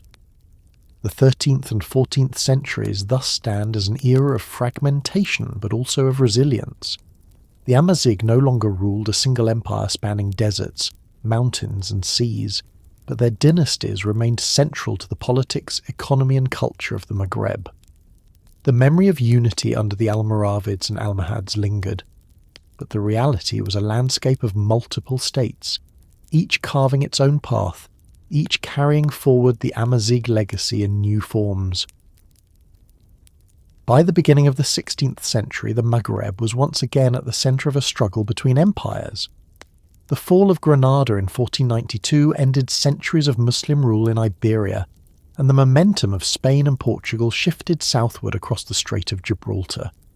Coastal cities in North Africa, from Ceuta and Melilla to Oran and Algiers, became targets of Iberian expansion as European powers sought to control trade routes, harbours, and religious prestige through crusading ventures. At the same time, in the eastern Mediterranean, the Ottoman Empire was rising to unprecedented heights, its fleets and armies expanding westward. Caught between these forces, the Amazigh once more found themselves at a frontier, negotiating survival, autonomy, and identity in a world transformed by gunpowder, maritime empires, and global trade. The Iberian incursions began with Portugal's capture of Ceuta in 1415, but after the Reconquista, both Spain and Portugal intensified their efforts. They established fortified enclaves along the Moroccan coast, including Tangier, Asila and Mazaguen. Spain seized Melilla in 1497 and pressed into other parts of Algeria and Tunisia. These strongholds, known as presidios, were military bases designed to secure harbours and project power inland. To the Amazigh communities living nearby, they represented a new phase of foreign intrusion, echoing earlier experiences with Carthage, Rome and Byzantium. Resistance was immediate, often led by tribal warriors who harassed Iberian garrisons and cut their supply lines. Yet Spain and Portugal were not the only powers expanding in the Mediterranean. The Ottomans, under sultans like Selim Beyaz and Suleiman the Magnificent, projected their naval strength into the western seas. Their fleets, commanded by corsairs such as Barbarossa, Khayr al-Din, and his brother Arouj, clashed with Spanish and Portuguese forces, seeking to establish Ottoman dominance. The corsairs, many of them based in Algiers, Tunis, and other North African ports, became both feared pirates and defenders of Muslim lands. For Amazigh communities along the coast, these corsairs were at once allies and overlords, their presence providing protection against Iberian conquest, but also imposing new forms of authority. The rise of Algiers as a major corsair base illustrates the shifting dynamics of this period. Originally a small town with Amazigh roots, Algiers became the stronghold of Arouj and Khayr al-Din Barbarossa in the early 16th century. With Ottoman backing, they transformed it into a fortified port capable of resisting Spanish attacks. In 1516, they formally placed Algiers under Ottoman protection, inviting the Sultan's authority in exchange for military support. This alliance brought Ottoman troops, artillery, and administration into the Maghreb, establishing what would become the Ottoman Regency of Algiers. For the Amazigh of the surrounding regions, the arrival of the Ottomans was both an opportunity and a challenge. On one hand, Ottoman support helped expel Spanish forces from much of the coast, preserving North Africa from Iberian colonization. On the other, Ottoman rule brought new governors, beys, deys, and pashas, new taxes, and the integration of local politics into the broader Ottoman system. Amazigh tribes in the Kabyle Mountains, Ores and Atlas, maintained autonomy, often resisting Ottoman authority, but they also interacted with it, trading, allying, or fighting as circumstances dictated. In Tunisia, a similar dynamic unfolded. After the fall of the Hafsids, who had ruled from Tunis since the 13th century, the region became contested between Spain and the Ottomans. Charles V captured Tunis in 1535, installing a Spanish-backed regime, but Ottoman forces under Barbarossa retook the city in 1574, firmly integrating it into the empire. From then on, Tunisia was governed as an Ottoman province, but local Amazigh tribes continued to assert influence in the countryside. The Hafsid dynasty was gone, yet the Amazigh presence remained strong, shaping the relationship between provincial governors and rural populations. Morocco, by contrast, charted its own course. Unlike Algeria and Tunisia, it was never fully absorbed into the Ottoman system. The Ouattassid dynasty, followed by the Saadians, maintained Moroccan independence, balancing between Ottoman and Iberian pressures. The victory of the Saadians over Portugal at the Battle of Alcácer-Quibir in 1578 confirmed Morocco's ability to resist European conquest, but it also underscored the fragmentation of Amazigh power. Tribal confederations in the Rif, Atlas, and Su continued to live according to their own customs, sometimes cooperating with dynasties in Marrakesh or Fez, sometimes resisting them. Morocco's independence from Ottoman control preserved a distinctive trajectory for its Amazigh populations, one that would continue into the modern era. Life for Amazigh communities during this period was shaped by the frontier character of the Maghreb. In the mountains and deserts, tribes maintained autonomy, relying on traditional forms of governance, kinship, and local law. They supplied soldiers to Ottoman regencies, traded with coastal cities, and engaged in resistance against foreign intrusions. Many participated in corsair activity, whether as sailors, merchants, or suppliers, linking Amazigh society to the maritime world of the 16th and 17th centuries. The profits of piracy and trade brought wealth to some communities, while others bore the brunt of retaliatory raids and taxation. Religion also evolved in this frontier context. Sufi orders spread widely during this period, offering spiritual guidance and social cohesion. Zawiyas, Sufi lodges, became centres of learning, charity and resistance, often led by Amazigh sheikhs, who combined religious authority with political influence. These zawiyas anchored Amazigh identity within the wider Islamic world while preserving local traditions. Many became sanctuaries in times of conflict, their leaders mediating between tribes, Ottoman governors, and European powers. The cult of saints, deeply rooted in Amazigh spirituality, flourished, embedding sacred geography into the landscape of resistance and resilience. Economically, Amazigh tribes played a crucial role in connecting trans-Saharan trade to Mediterranean markets. The caravan routes that had enriched the Almoravids and Almohads continued to function, though shifting political conditions sometimes disrupted them. Gold, salt, slaves, and ivory moved northward, while textiles, firearms, and manufactured goods travelled south. Amazigh traders and camel drivers ensured the continuity of these routes, even as Ottoman governors sought to tax and regulate them. The interplay of desert autonomy and imperial control defined the economy of the Maghreb, with Amazigh actors always at the heart of it. conflict between Amazigh tribes and Ottoman regencies was frequent.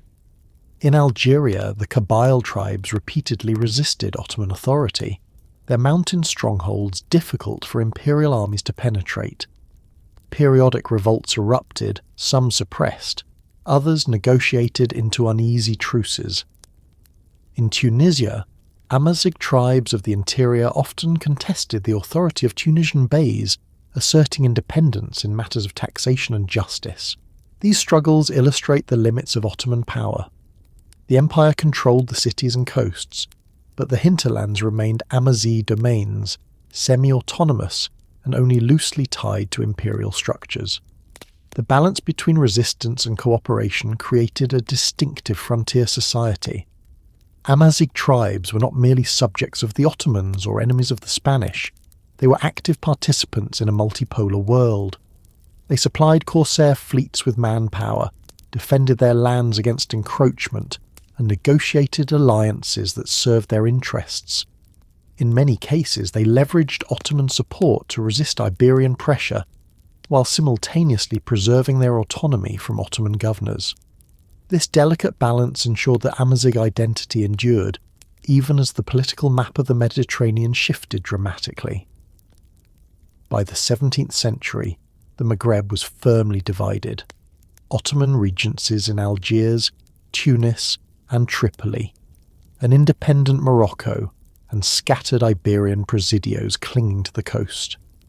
Within this framework, Amazigh tribes continued to shape the destiny of North Africa, sometimes as rebels, sometimes as allies, always as indispensable actors.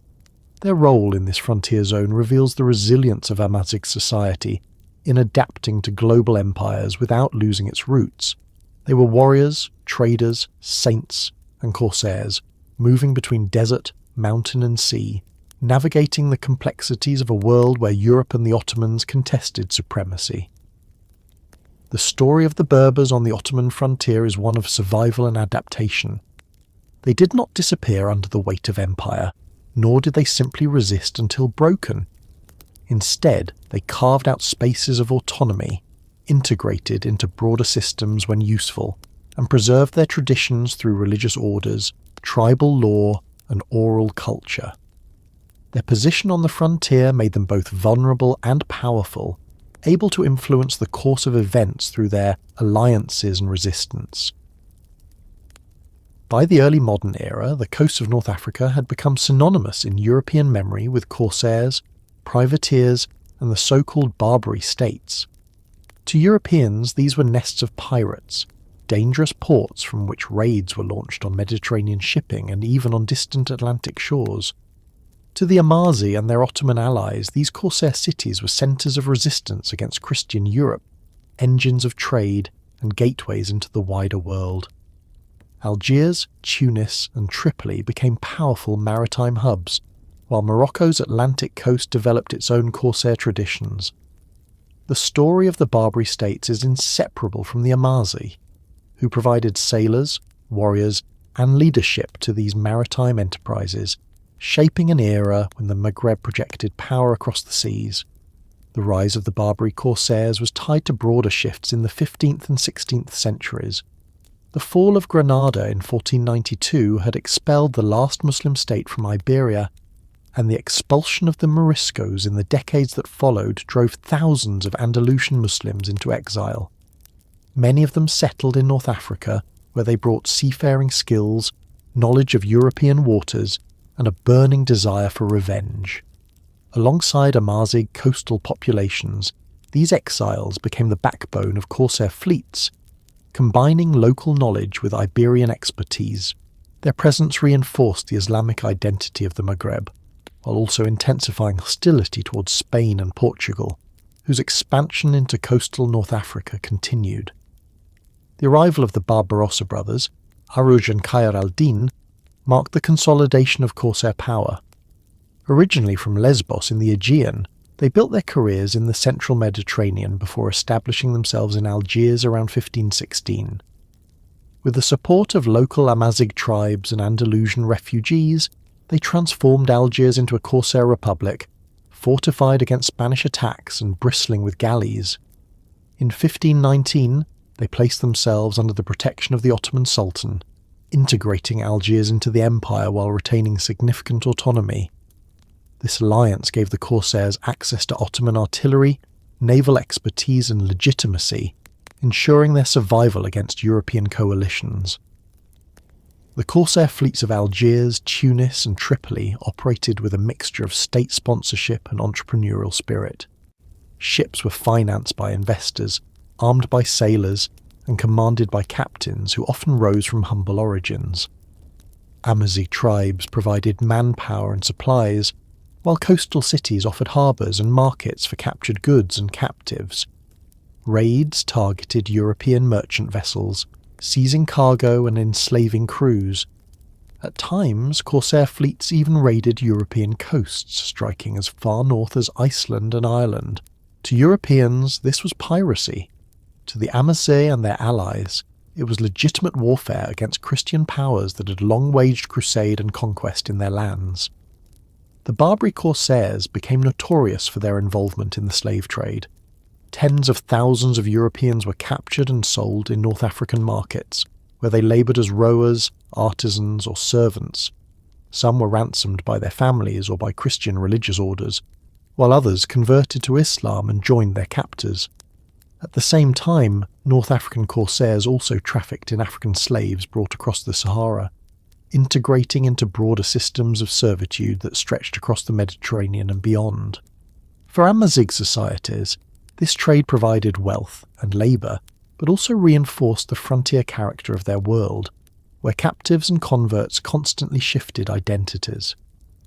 The Amazigh role in the Corsair states was multifaceted. In the Kabyle Mountains of Algeria, tribes provided fighters who joined Corsair expeditions or defended Algiers from Spanish incursions.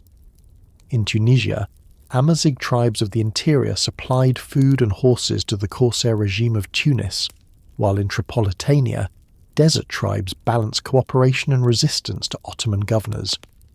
In Morocco, independent of the Ottomans, Amazigh confederations along the Atlantic coast developed their own Corsair traditions, particularly in ports like Salé.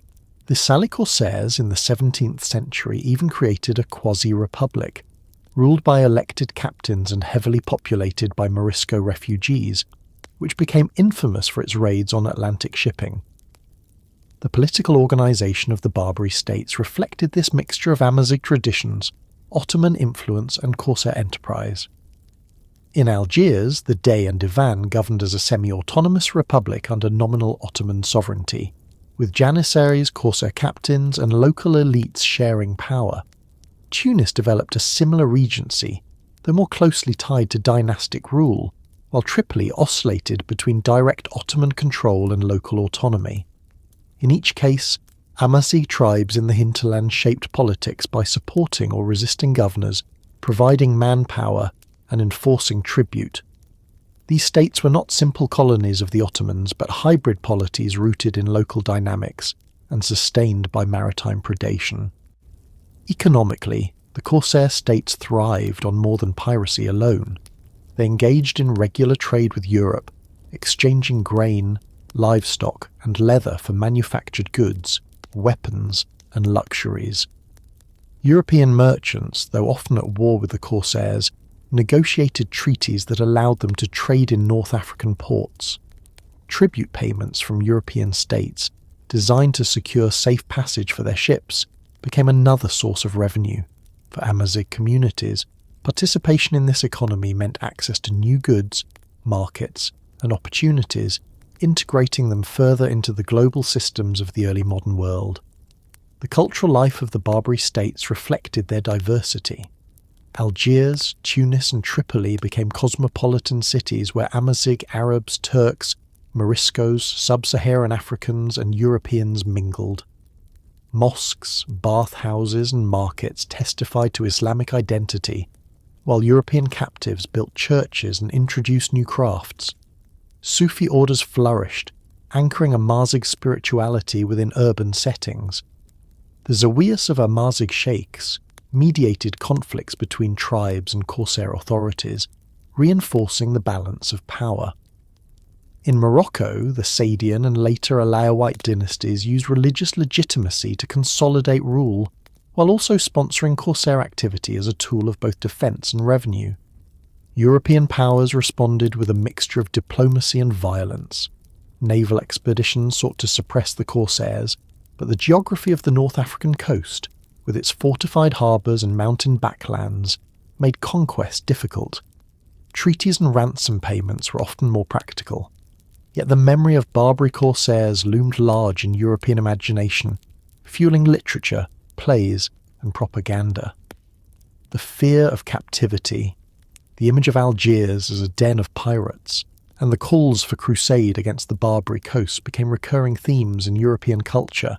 For Amazigh communities, these perceptions were both a burden and a source of leverage, reinforcing their reputation as fierce warriors on the frontier of Islam and Christendom. The Corsair Age also reshaped Amazigh identity. Participation in maritime raiding gave Amazigh tribes new roles in global networks, linking them to Ottoman Istanbul, European courts, and Saharan trade. Their autonomy was preserved not by isolation, but by engagement, using Corsair states as shields and platforms. Even as European gunpowder empires expanded, Amazigh sailors and warriors remained formidable actors, projecting their power across the seas.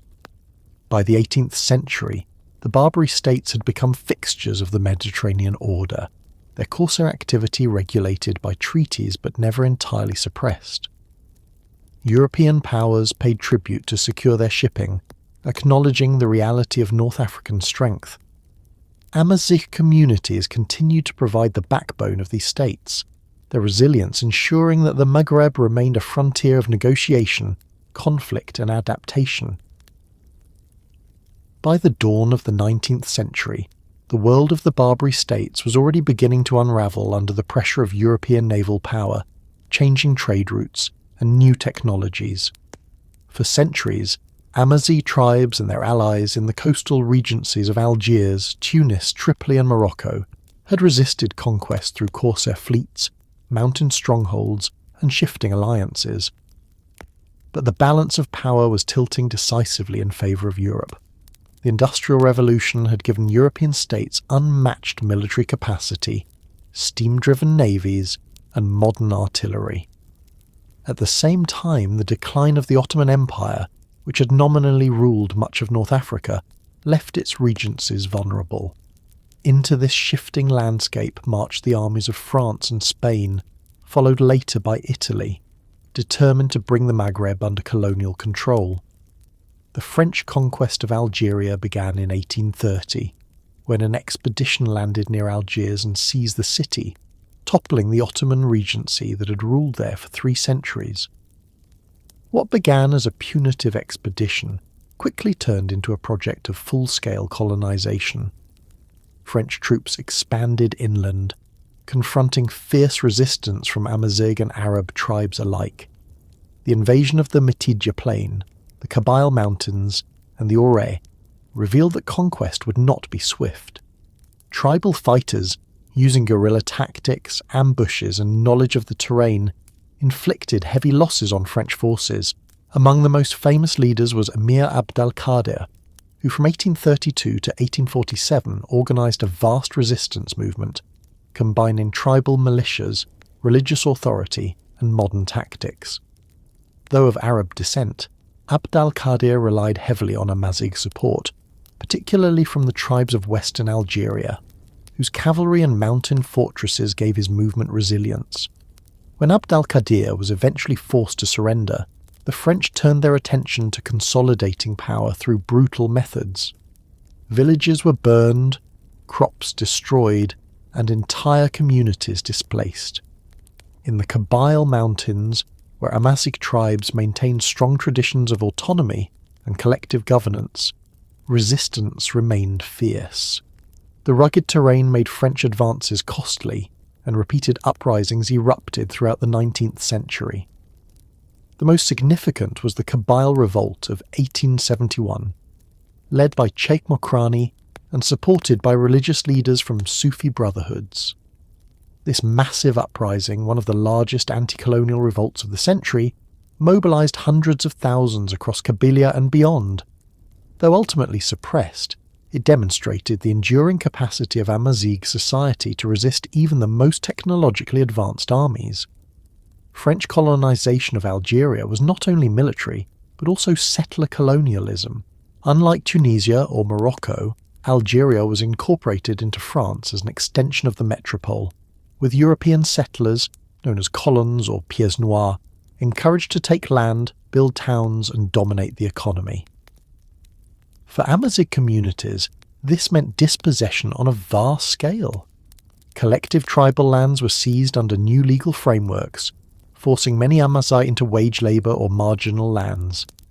Yet the mountains of Kabylia and the Aures remained bastions of relative autonomy, where traditional assemblies, Jema, and customary law persisted despite colonial efforts to assimilate them. Spain, meanwhile, carved out its own colonial sphere in northern Morocco. From the mid-19th century, Spain occupied enclaves such as Ceuta and Melilla, remnants of earlier presidios, but sought to expand into the Rif Mountains. The Rif tribes, fiercely independent Amazigh communities, resisted every intrusion. The Spanish found themselves repeatedly bogged down in conflicts that exposed the limits of their military power. The War of Tetuan in 1859-60 ended with Spain seizing more territory, but resistance never ceased. The Rif remained one of the most impenetrable regions of North Africa, its mountains providing cover for guerrilla warfare that defied European control. In central and southern Morocco, the French gradually extended influence during the late 19th and early 20th centuries.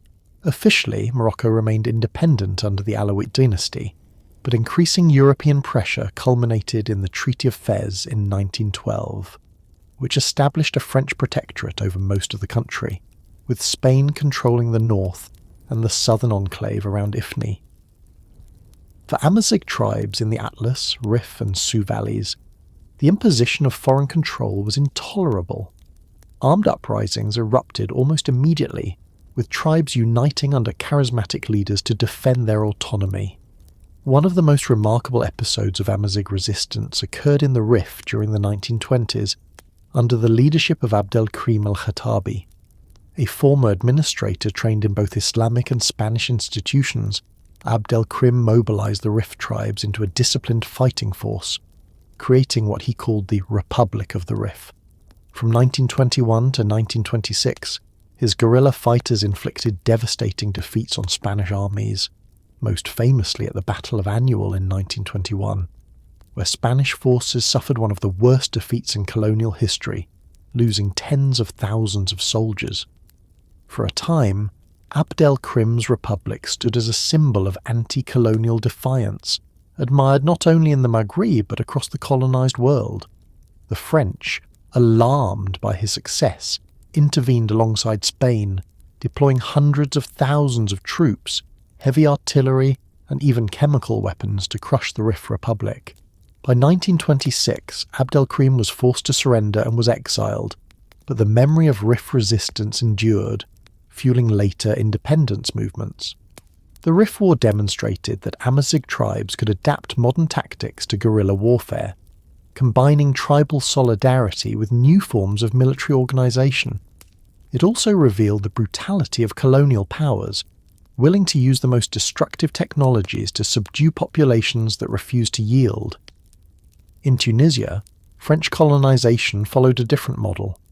After occupying the country in 1881, France established a protectorate, maintaining the appearance of Hafsid-descended beylical authority, while controlling administration, finance and the military.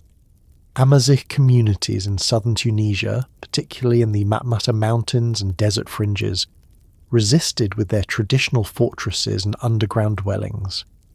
Their role in trans-Saharan trade routes also gave them leverage, though French authorities gradually curtailed this autonomy. The protectorate system allowed more negotiation than Algeria's settler colonialism, but it still eroded Amazigh land rights and integrated the region into the French imperial economy. Throughout the colonial period, Amazigh culture became a point of both repression and fascination. French administrators in Algeria developed what they called the Kabyle myth, portraying Kabyle Amazigh as more democratic, more adaptable, and closer to European values than Arabs. This stereotype was used to justify colonial policies of divide and rule, attempting to separate Amazigh from Arab populations and win their loyalty. While some Amazigh elites did cooperate with French authorities, the majority of rural communities resisted assimilation, preserving their language, assemblies, and customary laws in defiance of colonial rule. The colonial encounter transformed Amazigh society in profound ways. Dispossession forced many to migrate to cities, where they worked as labourers in colonial industries. Military conscription drafted Amazigh men into French and Spanish armies, some of whom later fought in Europe during the World Wars. Education systems sought to impose French or Spanish language and culture, eroding Amazigh identity, yet oral traditions, songs, and family structures preserved memory and resistance. Sufi lodges continued to provide spiritual and communal anchors, often becoming centres of anti-colonial sentiment. By the early 20th century, the mountains of the Maghreb had become symbols of defiance. In Kabylia, the Ores, the Atlas, and the Rif, Amazigh fighters maintained traditions of resistance, even as colonial administrations tightened their grip. The rugged terrain, the strength of kinship ties, and the resilience of cultural identity gave Amazigh communities tools to endure colonization. They were never fully subdued.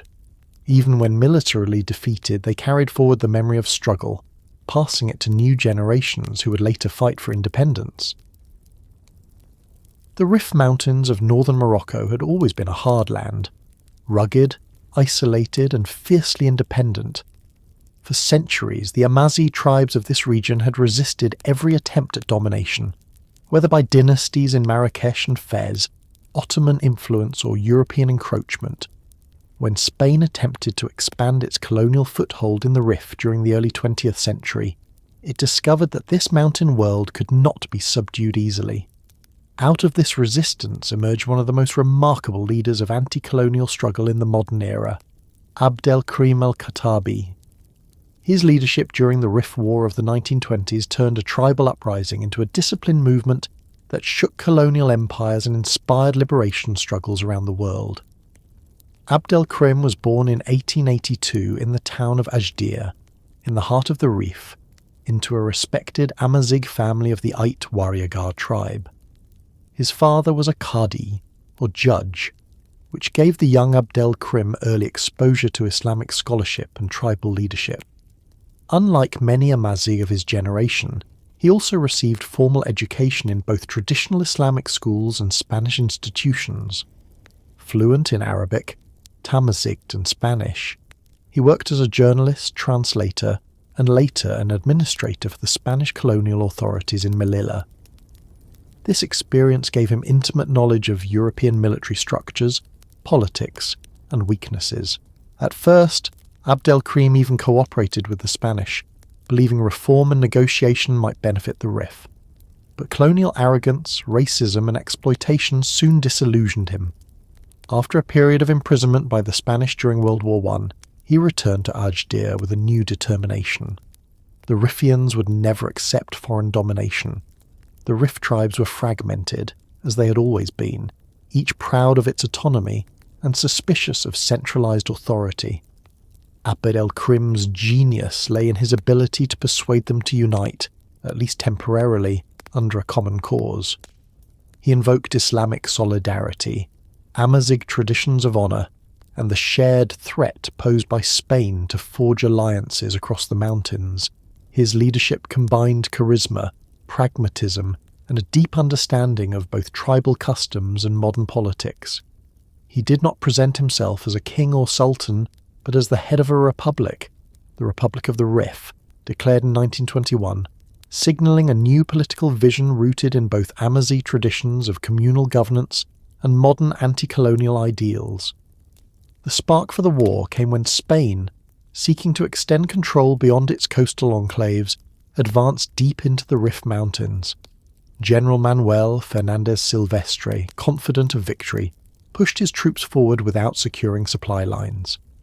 In July 1921, at the Battle of Annual, Abdelkrim's forces ambushed and annihilated the Spanish army. The scale of the defeat was catastrophic. More than 13,000 Spanish soldiers were killed, supplies and artillery were captured, and the Spanish retreat turned into chaos. The victory stunned the world. A tribal confederation, poorly armed compared to a European colonial power, had destroyed a modern army. For the Amazigh fighters of the Rif, Annual became a symbol of their strength and resilience. Abdelkrim followed up by consolidating control over vast stretches of the Rif, driving Spain back to its coastal strongholds. His newly declared Rif Republic established administrative structures, courts, and taxation systems. While rudimentary, they reflected his effort to move beyond tribal politics toward a coherent state. The Republic was recognised informally by many observers, though not by colonial powers, and it became a beacon of anti-colonial resistance. The Rif army was not a conventional force but a disciplined guerrilla movement. Fighters used their knowledge of the mountains to strike quickly and disappear, harassing supply lines and ambushing patrols. Captured Spanish weapons were redistributed, and small workshops produced ammunition. Though they lacked heavy artillery and modern infrastructure, their mobility and coordination made them formidable. Abdelkrim emphasised discipline, forbidding looting, and enforcing strict codes of conduct to maintain unity. His leadership contrasted sharply with the disorganisation of the Spanish command, which was plagued by corruption, incompetence, and political instability at home. The defeat at Annual sparked a political crisis in Spain, known as the Disaster of Annual, leading to public outrage, parliamentary inquiries, and the fall of governments. It exposed the fragility of Spain's colonial ambitions and turned Abdelkrim into a hero across the Muslim world and beyond. Newspapers in Cairo, Damascus, and Delhi praised his victory. Anti-colonial activists in Asia and Africa saw in him proof that European armies could be beaten. Even in Europe, some admired his achievement, comparing him to legendary resistance leaders. The Rif Republic, though geographically small, had captured global attention. But Spain was not prepared to abandon its claims.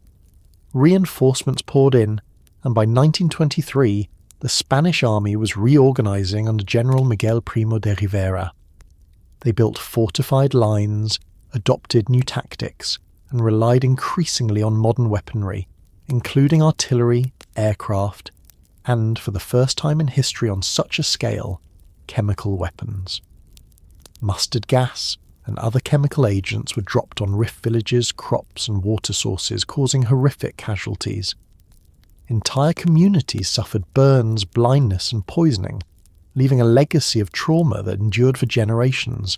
The use of chemical warfare revealed the lengths to which colonial powers would go to crush resistance, even at the cost of international norms. Abdelkrim, recognising the growing threat, sought to expand his alliances. He appealed to other Moroccan tribes, including those under French protectorate, and launched raids into French-controlled territories.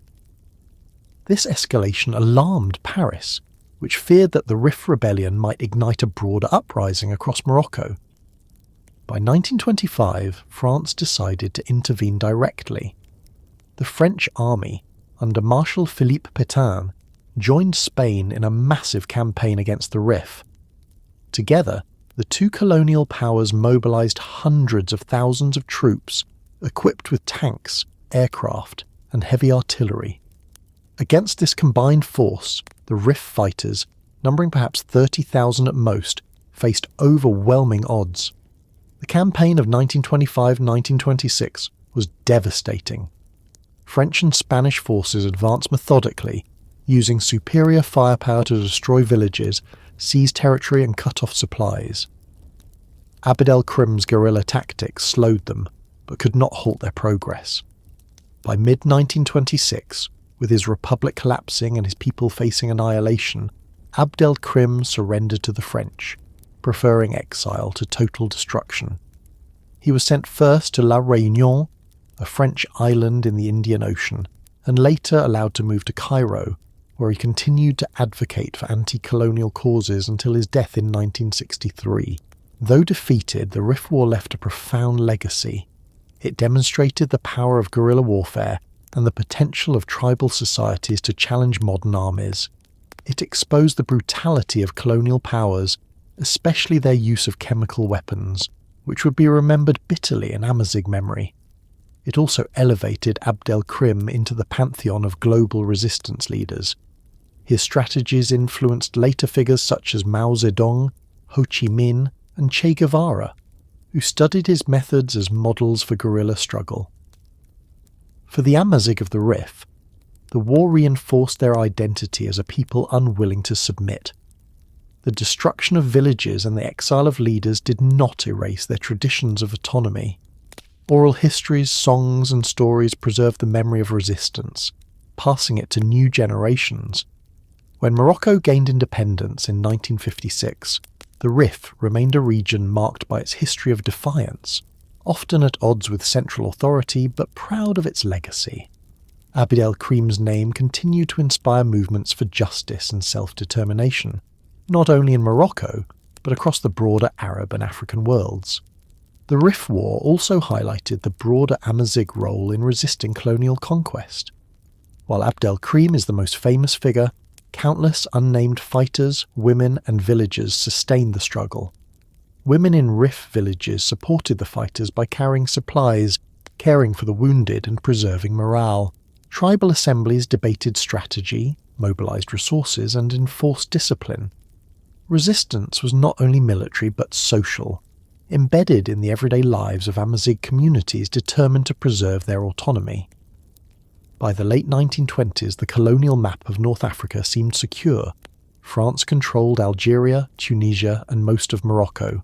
Spain held the Rif and enclaves along the coast. But the memory of resistance was alive, and Abd el-Krim's example showed that even in the age of airplanes and artillery, colonial domination could be challenged. The Amazigh, once again, had demonstrated that they were not passive subjects of empire, but active shapers of their destiny, carving out a place in the history of global resistance. By the middle of the 20th century, the colonial grip on North Africa was beginning to weaken.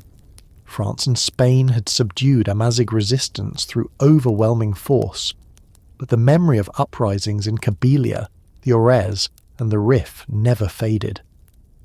As nationalist movements swept across the Maghreb after World War II, Amazigh tribes once again found themselves central to the struggle. In Algeria, Morocco, and Libya, Amazigh fighters filled the ranks of resistance movements that forced colonial powers to withdraw. Yet independence brought a new paradox. Freed from European empires, the new states often sought to build unified national identities, which in practice meant privileging Arab language and culture. For the Amazigh, this created a new struggle, not against foreign invaders but against marginalization within their own countries. Out of this tension grew the modern Amazigh identity revival, a movement that drew strength from history, language, and culture to demand recognition in the present. In Algeria, Amazigh participation in the War of Independence was immense. The Ora Mountains, home to the Chaoui Amazigh, became one of the main bases of the National Liberation Front, FLN. Fighters used the same rugged terrain and guerrilla tactics that had frustrated French armies for decades. In Kabylia, the dense forests and steep valleys sheltered resistance networks, while countless Amazigh men and women supported the cause through combat, logistics, and political organisation. When independence came in 1962, however, the new Algerian state adopted an Arab nationalist framework, declaring Arabic the sole official language and promoting Arab Islamic identity as the foundation of the nation. Tamazight, the Amazigh language, was sidelined, and cultural expressions considered Berber were often discouraged or suppressed. The marginalisation did not go uncontested. In 1980, Kabylia erupted in what became known as the Berber Spring, a wave of protests sparked by the government's banning of a lecture on Amazigh poetry at the University of Tizi Ouzou. Demonstrations spread, demanding recognition of Amazigh language and culture. the state responded with repression, but the protests marked a turning point. For the first time since independence, Amazigh identity had become a mass political force, openly articulated in the streets. The Berber Spring inspired later generations, linking cultural demands with broader struggles for democracy and rights in Algeria. Over the following decades, continued activism led to gradual concessions. Tamazight was eventually recognised as a national language in 2002, and later as an official language in 2016. In Morocco, the trajectory was different but echoed similar themes. The Rif, long marked by its history of rebellion, remained a region of tension after independence in 1956. The Moroccan monarchy, seeking to centralise authority, viewed Rif tribes with suspicion, often deploying harsh measures to suppress dissent. Amazigh identity was officially downplayed in favour of Arab Islamic nationalism. Yet Amazigh culture remained vibrant in rural communities, preserved in language, music, and oral traditions. By the 1990s, grassroots activism began to demand recognition, forming cultural associations, publishing in Tamazight, and pressing for education reform. In 2011, amid the broader wave of protests across the Arab world, Morocco amended its constitution to recognise Tamazight as an official language alongside Arabic. Though implementation has been uneven, the recognition marked a major victory for Amazigh activists, symbolising the persistence of their identity. Libya presented yet another variation. Under Italian colonial rule in the early 20th century, Amazigh tribes of the Nafusa Mountains and the desert fringes resisted fiercely, often alongside Arab and Tuareg allies. After independence in 1951, and especially under Muammar Gaddafi's regime, Amazigh identity was denied outright. The state declared Libya purely Arab, banning the teaching of Tamazight and suppressing Amazigh cultural expression. Yet communities in the Nafusa Mountains and coastal towns quietly preserved their traditions. When the Libyan uprising of 2011 broke out, Amazigh fighters played a significant role in overthrowing Gaddafi. In the aftermath, Amazigh activists openly reasserted their identity, demanding constitutional recognition and reviving Tamazight in schools, media, and public life. Though Libya's turmoil has made progress uneven, the Amazigh revival there reflects the same determination found across the Maghreb. Tunisia, though less visibly Amazigh today, also carries the legacy of Amazigh identity in its languages, traditions, and place names. Under French colonial rule, and later in the independent republic, Amazigh identity was absorbed into a broader Arab Islamic narrative. Yet in the southern Matmata Mountains and Djerba, Amazigh language and traditions survived, often linked to tourism and cultural heritage. Since the 2011 revolution, Amazigh activists have become more vocal, pressing for recognition in a country long considered homogeneously Arab. Their movement is smaller than in Algeria or Morocco, but it contributes to the broader regional revival. The revival has not been only political but cultural and intellectual. Throughout the 20th century, Amazigh writers, poets and scholars sought to preserve and modernise their language. The Tifinagh script, used for centuries by Tuareg communities, was standardised and adopted in new contexts, appearing in publications, signage and education. Amazigh music, from traditional folk styles to contemporary fusion, became a vehicle for cultural pride. Singers like Idir and Lounis Matoub in Algeria used their art to keep Tamazight alive and to criticise both state repression and social injustice. Their songs resonated across borders, making Amazigh identity part of global cultural currents. In the diaspora, especially in France, Belgium and Canada, Amazigh communities played an important role in the revival. Migrants from Kabylia, the Rif, and the Atlas carried their language and traditions abroad, forming cultural associations, publishing journals, and lobbying international organisations. Diaspora activism provided resources and visibility that reinforced struggles back home. Amazigh identity thus became both local and global, rooted in mountain villages but also expressed in Paris, Brussels and Montreal. The revival also linked itself to broader movements for human rights, democracy and pluralism. Amazigh activists often frame their struggle not only as cultural but as political, demanding recognition of diversity and equality in societies that sought homogeneity.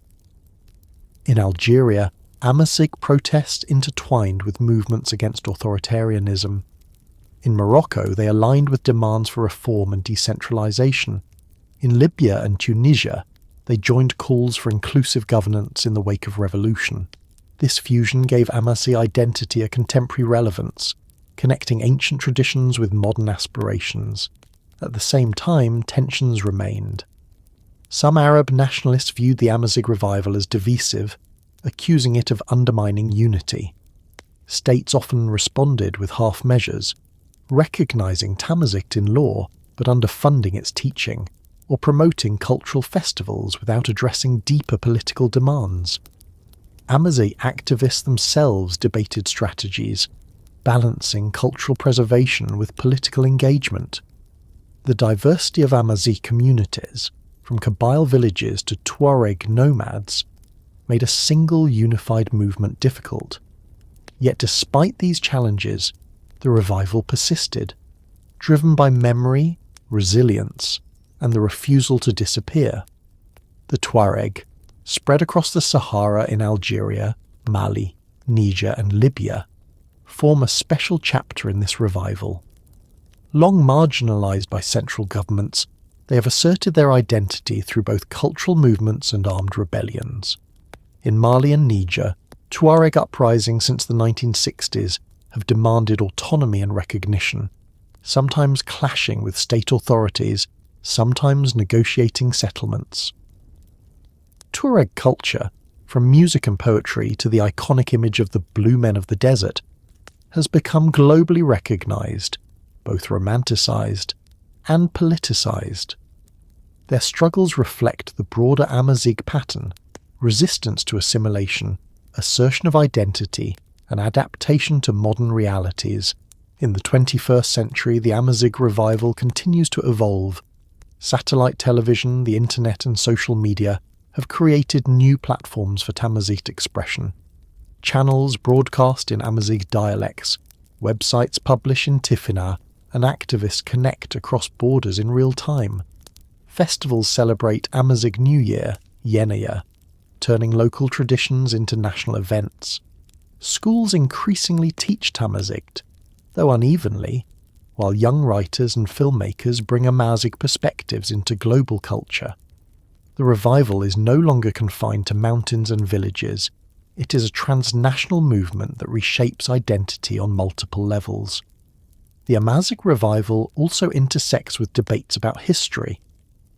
By reclaiming their role in ancient, medieval and modern times, from Numidia and Jugurtha to Kahina, the Almoravids, and Abd el-Krim, Amazigh activists highlight continuity across millennia. Their history is not a footnote to Arab or European narratives, but a central thread of North Africa's story. This historical consciousness strengthens cultural pride, making the revival not only about language, but about reclaiming the past as part of the present. What makes the modern Amazigh revival distinctive is its resilience across diverse contexts. In Algeria, Morocco, Tunisia, Libya, Mali, Niger and the diaspora, Amazigh identity takes different forms, shaped by local politics but connected by shared memory. Despite repression, marginalisation and fragmentation, the movement has gained recognition and visibility. It is not a return to a mythical past but a living adaptation, grounded in daily life, art and activism. The same qualities that allowed Amazigh society to endure Egyptians, Romans, Arabs, Ottomans and Europeans, adaptability, autonomy and resilience, now sustain the revival in the modern age.